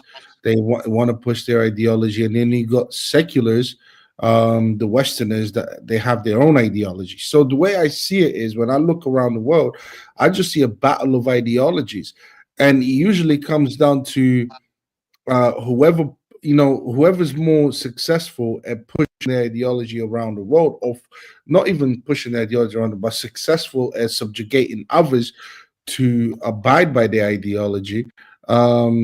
Right now, I look at the West. I look at the secularists. They are the ones who are, and that has to do with military power. That has to do with the fact that they, and to me, that's what I see. Like, for example, I look at secularism as a religion, and I see that they are trying to subjugate every single nation, whether they're Christian, whether you're Muslim, whether you're an atheist, regardless of who, Hindu, whatever you identify yourself as, they want you to convert into their ideology, to think like they think and behave as they do. Okay, can I give a bit of pushback to that? How can you? It's impossible to give pushback to that. I'll give you real life world examples. I'll give you Syria at the moment. You have some on Twitter and some people making observations that there are women in positions of power with no hijab. And some of them are very frustrated with this because they're saying, well, isn't this an Islamic revolution? And then you have others, on the other hand, also on Twitter, pointing out how some women in public are forced to put on, or encouraged to put on, the hijab. And then the argument is, well, why are these jihadis? Are these another ISIS? Is this another, what do you call it? What's the guy? Taliban, right? Now, there is some growing pains at the moment, because it's only been 2 weeks, of how the new Islamic or so-called Islamic authorities are going to control the state. They seem to be more secular. They seem to be more allowing people to do what they want to do. But you look at Assad, a leader who had Christians and Jews and a variety of people in this country for many years, and you could go to Syria back in the early 2000s, or sorry, before the war, and you could see women without hijab, women with hijab, people just mingling amongst each other, because the nation was seemed to be culturally and religiously Syrian first. So culturally Syrian first, and then religion kind of came second, in the sense that you could see Muslims and non-Muslims intermingling and having no real issue. And you wouldn't notice, they would all consider themselves just to be Syrian. Now, why is it that the United States, or the head of secularism in a sense, be funding and supporting what is essentially an Islamic state? Because you're not looking at the bigger picture. The bigger picture has to do with who put you there, and who puts you in power usually has the final say, usually dictates where you should be heading. Whether you right now, apparently, you are against hijabs or whatever, it doesn't matter. They put you there. They have their own personal interests, and that those personal interests, eventually they will always have. For example, you will never be able to tell, if they put you in power, you will never be able to tell them no. If they think it's time for you to change something about the way you rule, this, the way there will always come a time when they will say, okay, well, we don't agree with this. Now we want you to, move closer to this. At the end of the day, is what I see the secularists do, and when I say the secularists, I'm talking about the Western power, is when they get rid of one regime and they put another regime in place, it's usually because that regime was probably not doing, and it has nothing to do with whether some women were wearing hijabs or not hijabs. I don't even think they care about that, because they've got more pressing issues. They've got other things that they are more interested in for the time being. Eventually, we'll come to a point where they do want you to start selling alcohol. They do want you to start doing all of these things. But right now, that's not what's more important for them. So it's all to do with establishing power. And how do you establish power? Is remember who put you there. I put you there and I can take you out. That is really the definition of power. Afterwards, it's just a question of time. It's just a question of time when I can tell you what I want you to do and what I don't want you to do. But for the time being, I want you to behave in such a But way. that's a very linear perception of how they, because I don't think it's religion or secular. I think it's just power for power's sake, because they had put in place the Shah of Iran, who used to be very progressive, used to discourage Islam, the practice of Islam in public. Then they got rid of him because he was propping up his country and not necessarily selling out the resources of his country for the benefit of the West. Then they put an Islamic State in, which is the Ayatollahs. They funded that whole revolution. And then that's ultra-Islamic. So why remove a secular pro-Western person for an Islamic person? Because Is it's it? part of the it's part of the deal. It's a deal. Yeah. We keep forgetting that these are deals, literally. So if I go to Julani and say, hey, Julani, listen, we know what you want, and we will give it to you. You will have your Islamic. It's all cosmetic, right? It's cosmetic. You will have your Islamic country, okay? You will have all your Sharia. You can do whatever you want, okay? But under one condition: you keep peace in the region. In fact, your country will prosper. You will prosper as well in the process, okay? You benefit from this, and as long as you keep yourself to yourself, it's fine. They would say the exact same thing for the secularists. Oh, you don't want the influence of Islam? Fair enough. Do whatever you want. Just make sure that our interests in the region are met. And this is going back to what you're saying, Octavian, or also what you're saying, like a fusion between Hassan and Octavian, which is remember who put you there. Remember, we don't care whether it's the Islamic Revolution of Iran or a royalist. It's about the deal that is on the table. And the Syrians, if that's true, that the Syrians accepted that, then it's short-sighted. There's no other way I can say this. It is a very short-sighted decision. 100%, 100%. I agree that it's, but I just don't think it's religiously motivated. I think it's just business as usual. Let me just say one thing. The shift is so swift to the point where the FA, the Football Association, is now changing its official flag, the Syrian flag, to the rebels flag now. You know, the new Syrian flag. They've got that in place now. You have the Russians now referring to the new leaders as the opposition party, not as terrorists. Yeah. You have Joe Biden now saying that they're going to keep an eye on it, but they're willing to negotiate and move forward with it.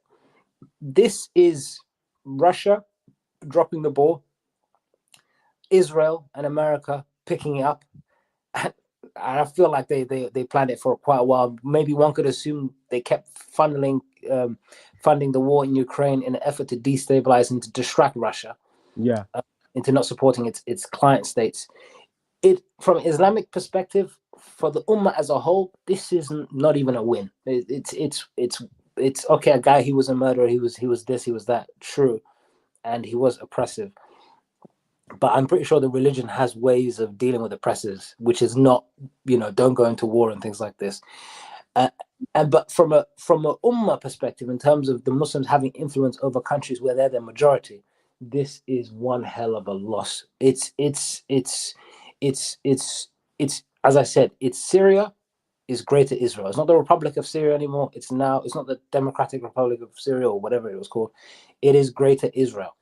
It is, and it's the foolish among us who are now saying it's a revolution. I think I wouldn't want to be so harsh and refer to them as fools, but it's very foolish to think that this revolution for the Muslims as a whole was orchestrated by us and is for us. It's not for us. You have literally Jelani, whatever his name is, who's put his uniform that you see him walking around in, even in the picture in the thumbnail, the uniform that he's wearing is Israeli made. That's an Israeli made uniform, right, from an Israeli company. Mm. You have Israel bombing consistently Syria, no question, no nothing. It is it is us showing how, as Daoud has mentioned, being very satisfied with something that appeases our desire to feel like we have some sort of influence in even our own countries. Football teams, in a sense, it's a soap opera. We got rid of the Shias or whatever it is. Now we have. Can I ask you a question? Yeah. Who toppled Afghanistan, Iraq, Libya, and so on? Who toppled these countries? The US. The Western world, right? Yeah. Who would you say toppled Syria? Oh, definitely the Western world. Yeah.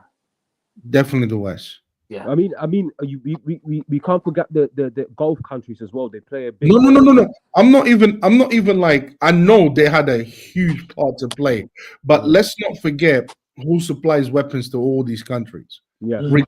Regardless of all these, like the Gulf countries, regardless of their personal interests in toppling Syria themselves. I'm not even excusing them for any of their personal interests.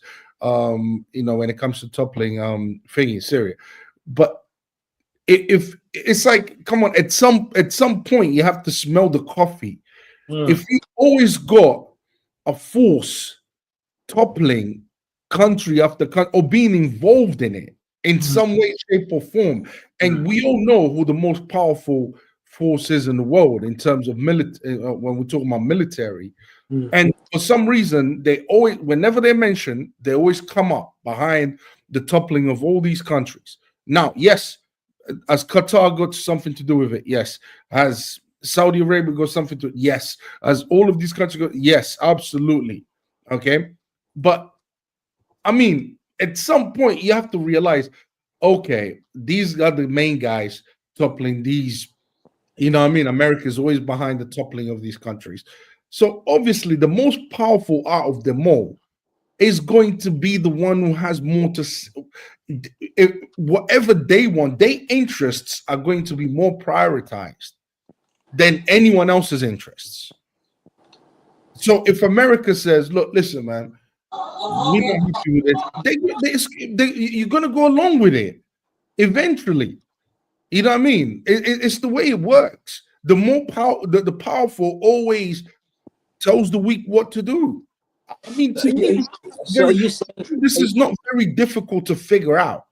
So what are you saying? You're saying we're going to see Starbucks in downtown Damascus, and whatever. Is that what you're saying? No. America's not even interested in giving you Starbucks. Yeah. America's not even interested in that. America's got, for example, I could never sit here and assume what America's 100-year plan is. I can't. But I'm sure it's not. I'm sure that right now they're not prioritizing. We want to see Starbucks in Damascus right now. I'm sure they're not thinking like that. I'm sure that's not the reason why they toppled Syria. Yeah. I'm sure that's not the reason why.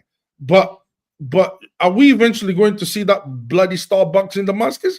Yeah. But is it going to be a priority right now? No. Because they've got bigger fish to fry. They've got other things to do. They've got other things to situate. They've got other things to position. It's like playing chess. You position pieces in order for you to get your checkmate. So you're not. It's like sometimes we get ahead of ourselves. Are we going to see this and that alcohol bar? No, we ain't got nothing to do. A lot of it's got to do. Yeah, guys, listen. We'll put you in power. We want you to do what you want to do. But eventually, if we ever come around and tell you to do something, guess what? You're going to do it. Yes. End of. Yes. And if you don't do it, well, look at history. Why can we all see it that way, and then some people don't see it that way? Is it as Dawood mentioned, people playing football teams, people being entertained by trivial pursuits, things that are perceived to be for them, but it's really not for them? No, it's just a case of I can't believe this is the case. You know what you're telling me is really no. It's almost like you remember Neo. Oh, cognitive dissonance. Yeah. Yeah, no, you know Neo on Matrix. Yeah. When he first found out that he was living in the Matrix, Yeah. and Morpheus was trying to tell him like you've been living. This is the reality that you've been living in, and Neo was just like he threw up. He couldn't. Yeah, he was like he couldn't believe it. He was like, no, this is not the case. And it's the same with everyone else. Everyone has wishful thinking. They don't want to admit that the reality of the situation, and they would rather live in a little bubble than face reality. A lot of people do that. This is like a norm. Why do you think people watch TV so much, or sorry, watch YouTube and their favorite what and whatnot? Because they want to live in a bubble. They never want to get out of that. It's like to get out of that means to confront your worst fears, and you don't want to do that. You know what I mean? Or to confront a reality that you were not even aware that you were living in. Do you see what I'm saying? But Yeah, eventually you have to smell the coffee. Damn it. yeah, Shit. absolutely. Um, it's so true, and like I, yeah, I think first and foremost, and like the most important thing, although, is to like we just have to wait and see how things will develop.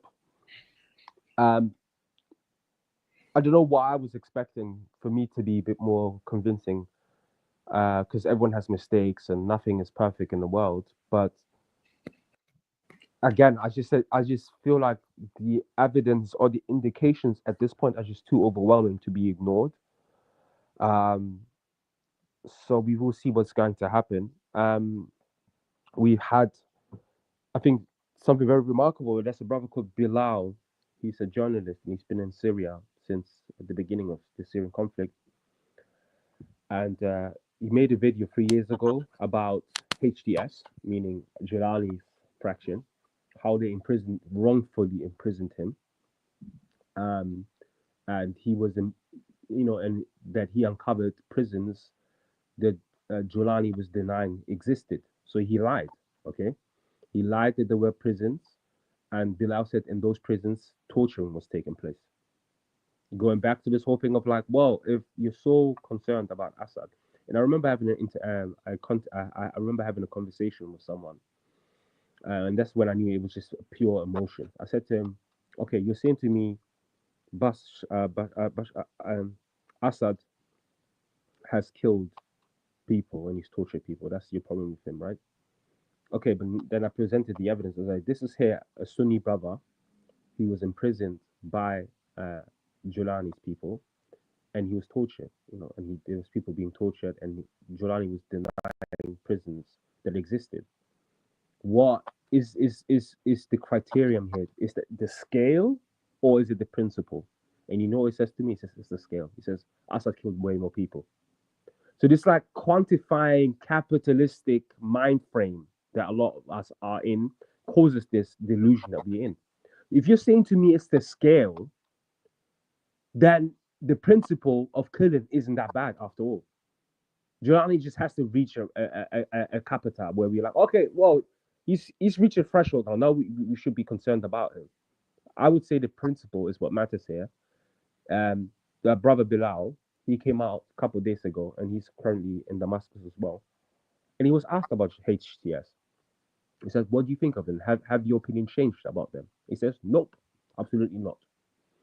My opinion on them has not changed, but I'll be balanced and I'll see what happens. If he does good, I will support him. If he resorts to bad, I will speak out against him."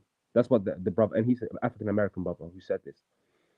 There's already apparently reports that in Idlib, when they were ruling over Idlib, there was some oppression happening there already. People being imprisoned, people being tortured, and all that type of stuff. So it's not promising. It really isn't promising so far from what I've seen. But again, time will tell as to how the situation in Syria will develop. I will join my brothers and sisters in Syria, of course, in their joy, but I can't help. I can simply not help knowing that at the same time, you don't even have the capability to defend yourself if you had to, because all your weaponry that has taken decades to build was disseminated in an afternoon, in one afternoon. And maybe it is because the guys in Damascus know that they don't need to defend themselves because there's a deal and assurance was given to them. As long as you don't get into fighting with us, we won't fight you. But you know what? You can't even fight anyway, because everything that you would have had to fight is gone. Okay, so again, I think it's really written on the wall, man. Mm. It's really written on the wall, and that's what I'm saying. Are Muslims happy to say, okay, Syria is free from Assad? Ticked. Two, well, the Syrians will have some form of freedom, and if there's like injustices happening, well, it's an Islamic country. People need to get used to it. Those secularists who live there just have to get on with the program. And also, which is the most important question, are you going to be happy with Palestine? Because I do not see how Palestine, and I think this is where we differ a bit, Hassan, Mhm. will have any chance to survive this. I don't see how they're going to survive this. I don't see how they're going to survive this. Because I'm again of the persuasion we need differences. We need different people in that region who have equal power. Iran has power to defend themselves. Iran has power to go to war. You can't just mess with them, and we need that so that someone can stop the other from doing wrong. Uh, having the idiom, having yes men around you is the worst thing you can have. You Mhm. know, and if everyone in the Middle East is yes manning each other because they want stability in an economy that works for all of them, and where the Palestinian will suffer under that, then I look. I'm just saying, told you so, but I just can't wait in 2-3 months when there's these reports of Palestinians going through what they're going through, and there's no one who's really able to help them.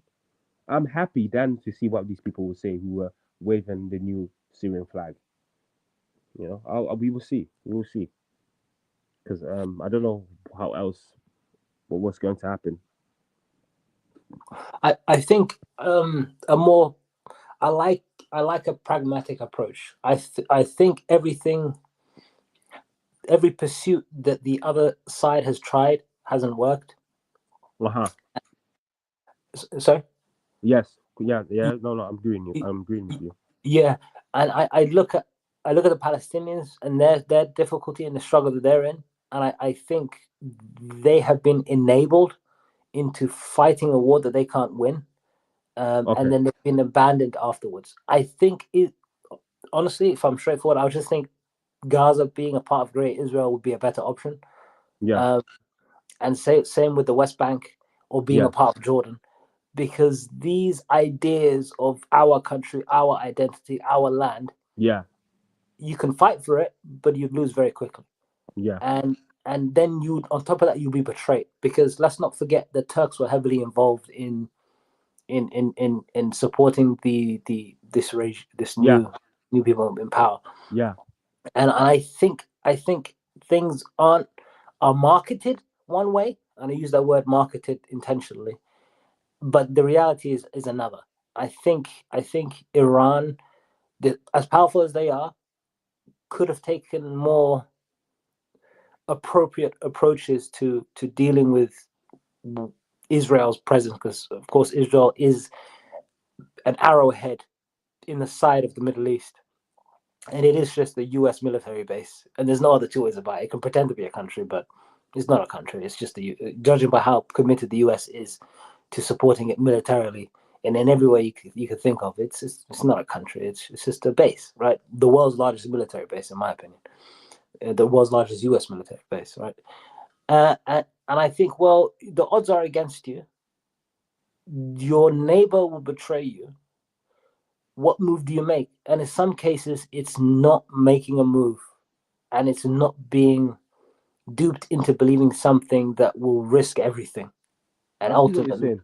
I see what yeah, you're saying. because I look back at this and I think the Hassan, position is. sorry, but that depends on what the purpose is. On what your intention is, what your purpose is, what your motive is.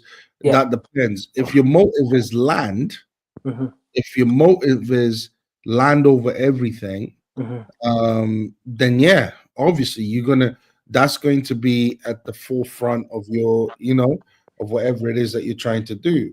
So that's going to rule over everything. If your motive is, look, listen, we've got a piece of land here. Let's just follow our religion. Let's just just be peaceful amongst each other, and amongst other people. Let's just do what our religion tells us to do. Then that's something completely different. Do you see what I'm saying? Depends on what the motive is.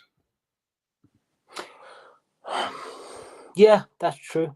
I just don't think a lot of it is religious. I think a lot of it's pretended to be religious, because you have Muslims siding with Jews and Jews siding with Muslims and Muslims turning against each other and Muslims, all this type of religion isn't such a big player as I think we would like to assume it is. Only those who are spectating like to pick out religion, but I think a lot of it is geopolitical, circumstantial, economic, than anything else. And I think moving forward,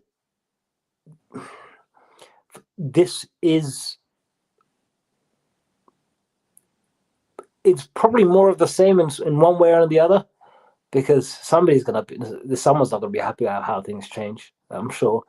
But I think the end of the old era of we're going to war and Israel is our number one priority, and then also we want to depose leaders and whatever. I think that era is done to a certain degree. Yeah. I mean, Hassan, I think you're honest, and I also remember at the beginning I had a conversation with a very good friend of mine, Yusuf, and I watched an interview by one of the leaders of Hamas, and I was so furious. I was so pissed after that. I was so angry. I was like, how dare he? And then obviously Yusuf, he got like a bit upset with me and was like, what are you talking about? Blah blah blah blah blah. But the reason why I got upset was because based upon that interview, it just was like the leader from Hamas was like, well, our Palestinian people, they know they're willing to sacrifice, they're willing to Wow. go through this pain Wow. for the greater goal. And I was pissed at that, because I was like, 70,000 children died. Yeah. 17. There is nothing on earth that is worth 17,000 kids to die. Yeah. There is nothing worth. Yeah. That things happen, wars happen, we understand it, but like that was a slaughtering that was taking place. There was no war really taking place there. And now for those people, right? Since now the landscape has changed, I will ask them. The people were sharing on and saying, yes, Hamas, they did well. It needs to happen. It had to happen. Well, a year on, the only time there was some change was happening was when Hezbollah was and Hamas was doing serious damage to the IDF.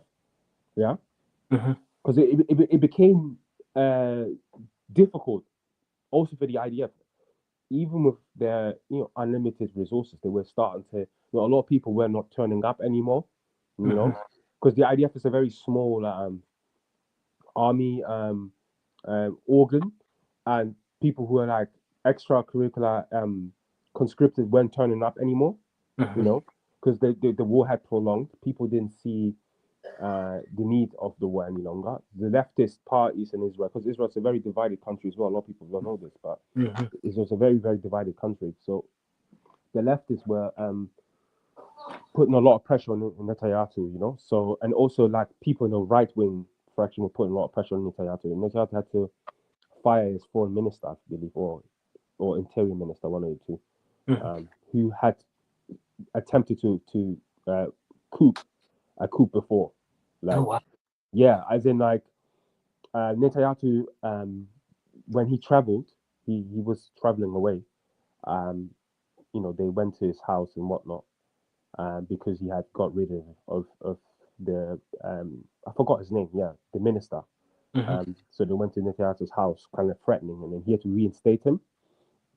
But like he's gone now, so But yeah, I think Octavia, that's such a beautiful thing that you said earlier on as well, Hassan, as well, that the bigger picture is that like there's a lot of truth from everywhere. Everyone is involved, and I think even just talking to you guys, I feel like it's becoming clearer that what people want in that region is the idea of a greater Israel as stability, its economy, it's an end of skirmishes, and if there are differences and tensions, that they are controlled and managed by the outside forces. Because I love my Syrian brothers and sisters, and they have a spirit of resilience. They've shown this for over a decade. They've never given up. Many of them have never given up. But the truth is that it's the outside forces who are calling shots there. Okay, it's not the people. Okay, um, Islam. You believe? Yes, I believe in Allah, and I believe that Allah can change people's situation. But Allah also says in the Quran that if you go to war, or or you prepare yourself, meaning you have material resources to go to war. Okay, this is this is not like miracles lyrical type of situation where you go to the war, you have no weapon, you have nothing, and then victory will come. That's not how Islam functions. Like there's clear instructions that if you want to go to a conflict, make sure that you have the resources to do so. And as we know, those resources got destroyed, which means Damascus, the government in Damascus will probably take a appeasing position. They will appease the regional powers. They will play into what they want in exchange for their little territory. They will have to govern Sharia, so they can call it, "Oh, we're governing under the Sharia." And to me, I don't know. Which is like, could you imagine on October the 6th? Okay, we're gonna start this, and then hopefully in a year's time, or should I say, how can let me put it this way: nobody on October 7th would have thought by December 2024, Lebanon would be defanged. Hezbollah's pretty much out of commission in every way possible, whether they hide in bunkers or whatever. Syria is under regime change, under new management. Wearing and all of Syria's military, capabilities defanged. 50,000 almost dead or plus in Gaza. Yeah. And Iran throwing rocks. Yeah. They'll go nowhere. I mean, what how can I say, an absolute failure of a campaign can you think of? You bet a penny and you lose the house. This is what's happened. Yeah. And then I think to myself, oh well, the Prophet Muhammad ﷺ said that the believer isn't stung by the same hole twice. Yeah.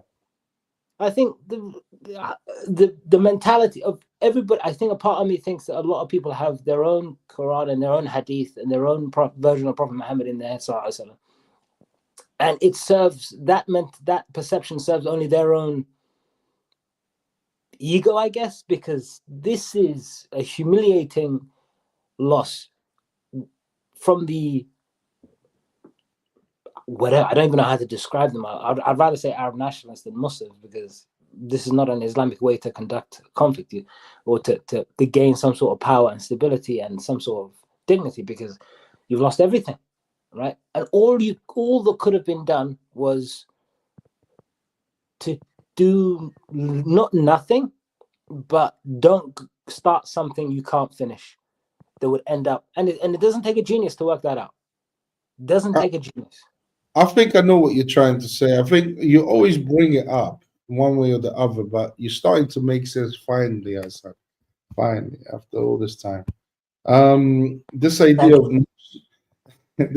of nationalism and religion, which one is more important?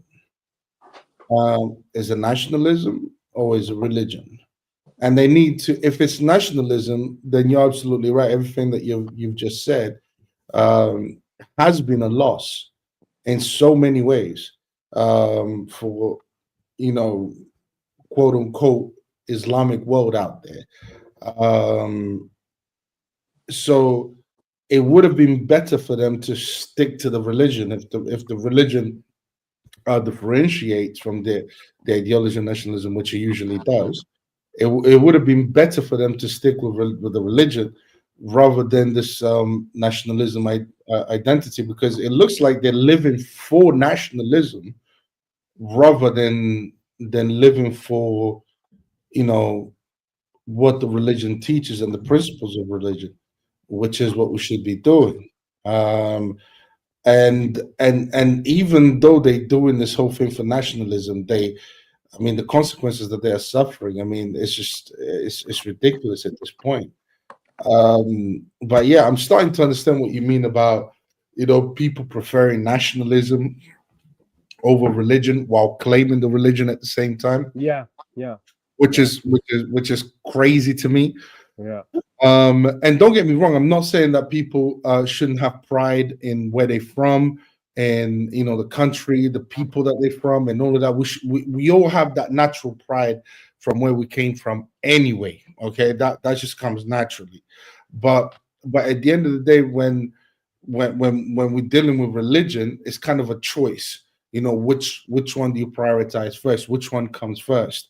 And like you said, if in October 6th they kind of, if they were to see what was going to happen in December 2000, by December 2024, I doubt a lot of those, nationalists, go getters and all of that type of stuff would have embarked on the journey that they've embarked on because of the level of casualties. And if they don't think like that, then they must be the most sadistic of people uh, to not see that as a great loss, in my opinion. Um.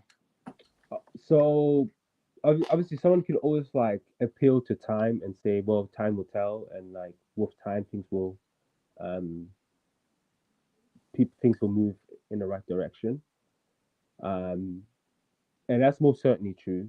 I mean, if you want to think about history and what is 100 years in comparison to 1,000 years, well, 1,000 years in comparison to 10,000 years, right? But that's irrelevant to say something like that, because I think what always matters is now. What will matter for us in the hereafter is now. Okay, what we experienced, what we were part of, what we had opinions on, is not what's going to happen 100 years from that. That's not going to like affect us, no necessarily, right?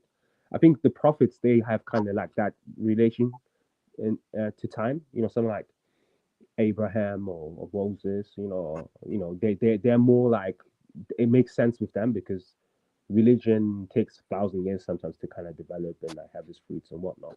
But like, if you're just solely talking about a sacrifice that has taken place and people being involved in something like that, I don't see why the fruits of it should come 300 years later. Like, what do you mean? Like 300 years later, like after oppression, like, do you know what I mean?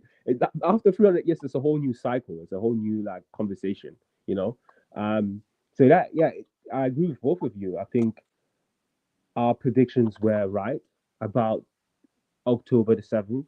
And again, the zealotry that people had with it, and I acquiesced and became a supporter of the Palestinian people always. Uh, Obviously, always never had it, understanding that, it's not necessarily Israeli people, even though we see a lot of these videos of Israelis just being heinous. But I know it was not, it was the government, Israel, that had a big, big issue with, you know. Um, but like in hindsight, it seems like they're winning. It seems like Turkey has finally the ability to solve its domestic issues with all the immigrants. That was very heavy on Ankara. I mean, between Turkey and I think Lebanon, it's about 5 million immigrants. Wow. Any infrastructure in the world cannot withstand that, and integrate that. Turkey has been going through turbulence, economically speaking, and the link between domestic policies and foreign policies, it's within one pipeline. So this is why this deal would probably also consists of a lot of the Syrians in Turkey gonna have to leave very soon, you know, and probably just like kind of like ease into the northern parts like Idlib and Aleppo, and then slowly kind of move more into the country. I also suspect that HCS will have to find ways to um, make deals with the Kurds.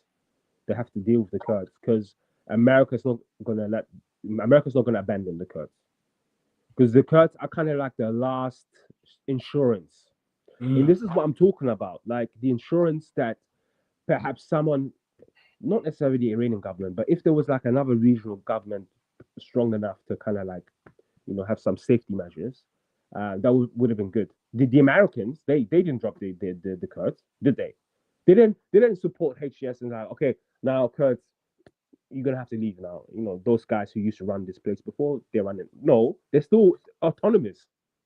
And that's very, very deliberate. That's very, very deliberate. It's an assurance that if people in Damascus want to play up, yeah, basically what US is saying, we're giving you the keys to the house. Yeah. We'll leave a copy of the key to our neighbor that we trust. yes, literally, that's what it is. Because you don't see weapons being destroyed by like the YPJ and all these other like Kurdish militia. Yeah. So everyone in the region has weapons but you. Imagine that. Yeah. Yeah. How can you even call yourself a state? A state, one of the primary reasons of a state is to secure your borders. If you can't secure your borders down the line, like effectively, Just call it a day. how are you a state? You're not a state. Yeah, absolutely not. That's like the fundamental, component of being a state is securing the borders. Yeah. So again, time will tell. I think I can be happy temporarily. I mean, I see why. I saw some reports of like the Syrians. I know they're very happy about this situation, and there's a lot of hope. So we will see what will happen. I remember seeing a tweet and somebody saying, this is a bit off topic, but it's a tweet and somebody said, "Oh, there's a lot of beautiful sisters in Syria. Maybe I'll go to Israel there and get married." And everybody in the Twitter feed was like, "This is disgusting. Please delete this tweet. You're ashamed. Be ashamed of yourself." And I read that tweet. And I thought, here's another guy, probably in the UK, who's Muslim, who thinks that this is the Muslims have conquered a Shia, whatever, and now this is Dar al-Islam. This is the new kingdom of a new Islamic state that Muslims can walk around and like. I'm Muslim and that's my passport type mentality. Yeah. Which is like a bit like Four Lions or whatever. Remember that film, Four Lions? Yeah. This is the problem I have with the greater Muslim community, the diaspora, whatever the word is. Yeah. Yeah, the diaspora.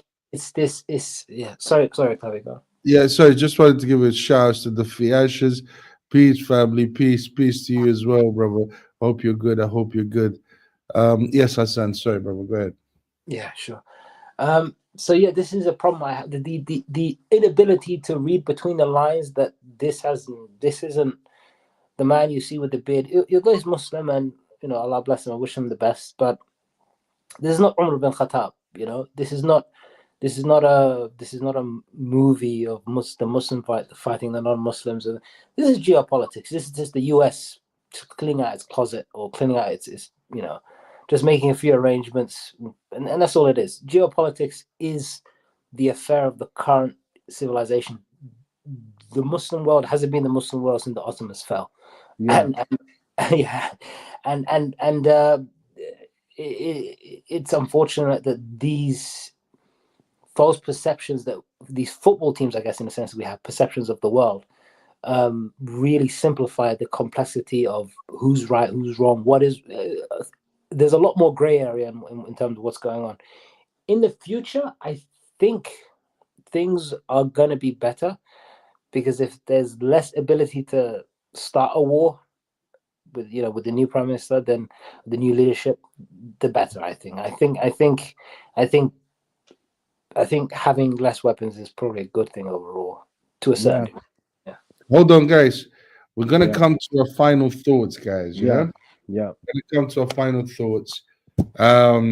2 hours and 9 minutes, and this has been amazing. Um, any one of you guys that catch this episode, I know you're gonna learn a lot.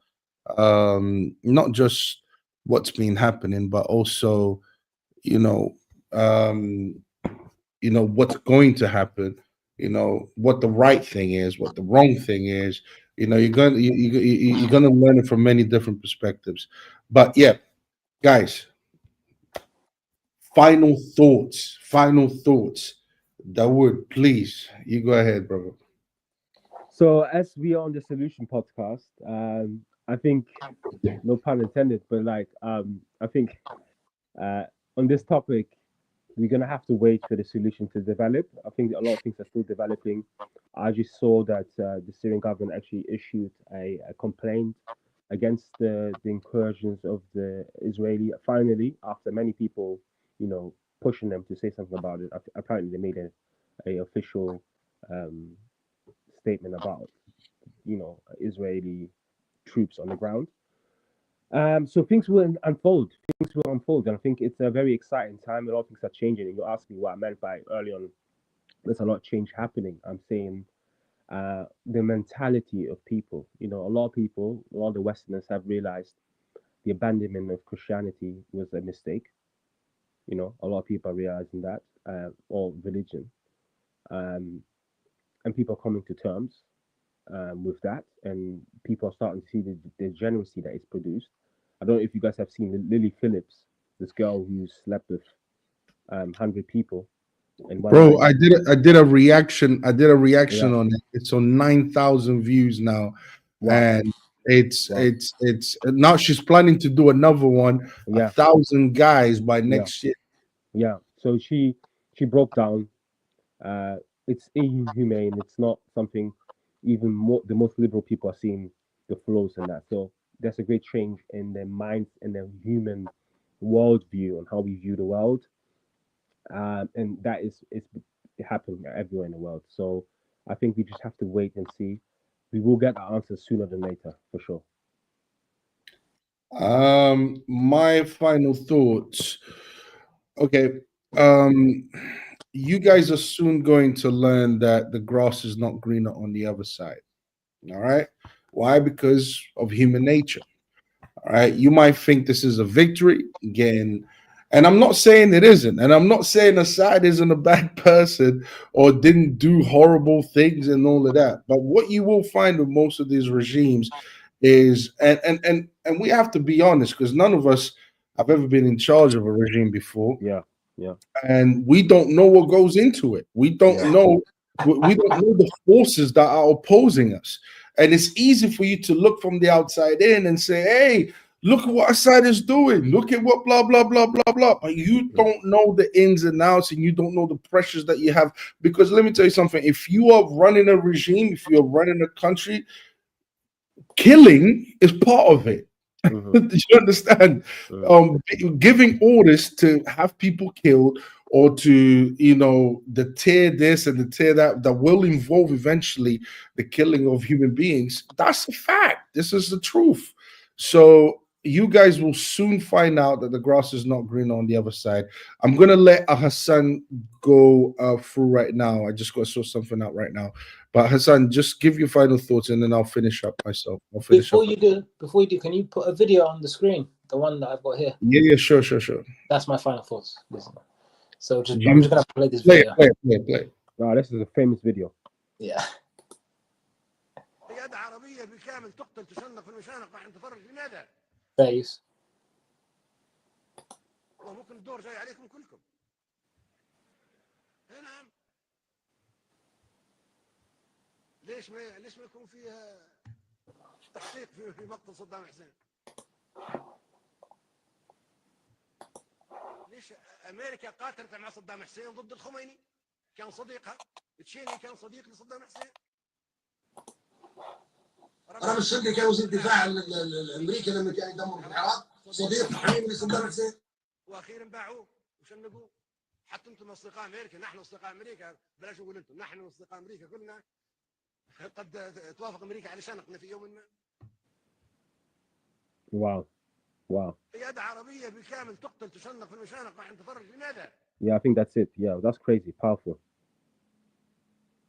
Yeah, so it's it's like it's a game set match, to be honest with you. It's the way it's almost as if it's planned, and our foolishness and our desire for short-term gratification has played into this whole thing, you know. Was Assad that bad enough for you to give up your country to be occupied by Israel? Who can say? Yeah, it's a good question. Who can say? Good question. You anything else on your mind? Anything else you want to? Time will tell. Time will tell. That's a good point. Hey guys, hey, sorry about that, guys. Yeah, just like I was saying, the grass is not going to be green on the other side, guys. Don't think just because Assad is gone that now peace will reign and everything will be wonderful. You know, these are people that believe in fantasies. You know, I mean, these are people that are not aware of human nature, and what human nature is capable of. So I don't believe that we are going to inherit a better regime. I'm sure they said that when America put Saddam Hussein into power. I'm sure that was the that's what people were hoping for. We got rid of the other one. And then eventually we had to get rid of Saddam Hussein and hang him. So, so the thing is, it's like, please just be aware of that. This is not necessarily a victory. I hope it is. I really hope so. I hope that the new regime really does right by the people and really create a situation where everyone's happy. But guess what? People are never happy. People are never, ever, ever happy. It doesn't matter. Sometimes the people are not always right. Sometimes the people that you're governing, they're completely wrong about what they want to do and how they want to move. You know, and sometimes they will disagree with you just because you didn't let them do what they want to do. And so this, it's not about this is the bad guy, this is the good guy, and all of that. We are all good and bad. We are all good and bad. And it's a conflict. It's you know what I mean. And people need to stop being naive. That's all I'm saying. So just watch for this space. This does not necessarily mean that everything is going to be, roses. It's not going to be that way. Trust me. But yeah, anything else you guys want to say? Thank you for having us. Thank you for having us and hosting. No, thank you for being part of the show and helping to spread this information out there to the people, because I think it's very valuable. Because at the end of the day, there's millions of people talking about the same subject, but not everyone is giving you the perspectives that we are giving you. And this is why I value the people that I bring onto the platform, because our perspectives are completely different from most people out there. You know what I'm saying? And I think people really benefit from the different perspectives that we have in comparison to what the mainstream is out there. But anyways, guys, listen, thank you so much. It was an honor having you guys on the platform. Dawood, as always, Hassan, as always. The Fiashes Peace family. Hope to see you soon. I mean, he's another Muslim guy in America. So shout outs to everyone and peace. We'll see you next time, guys. Bye. Salute. Bye.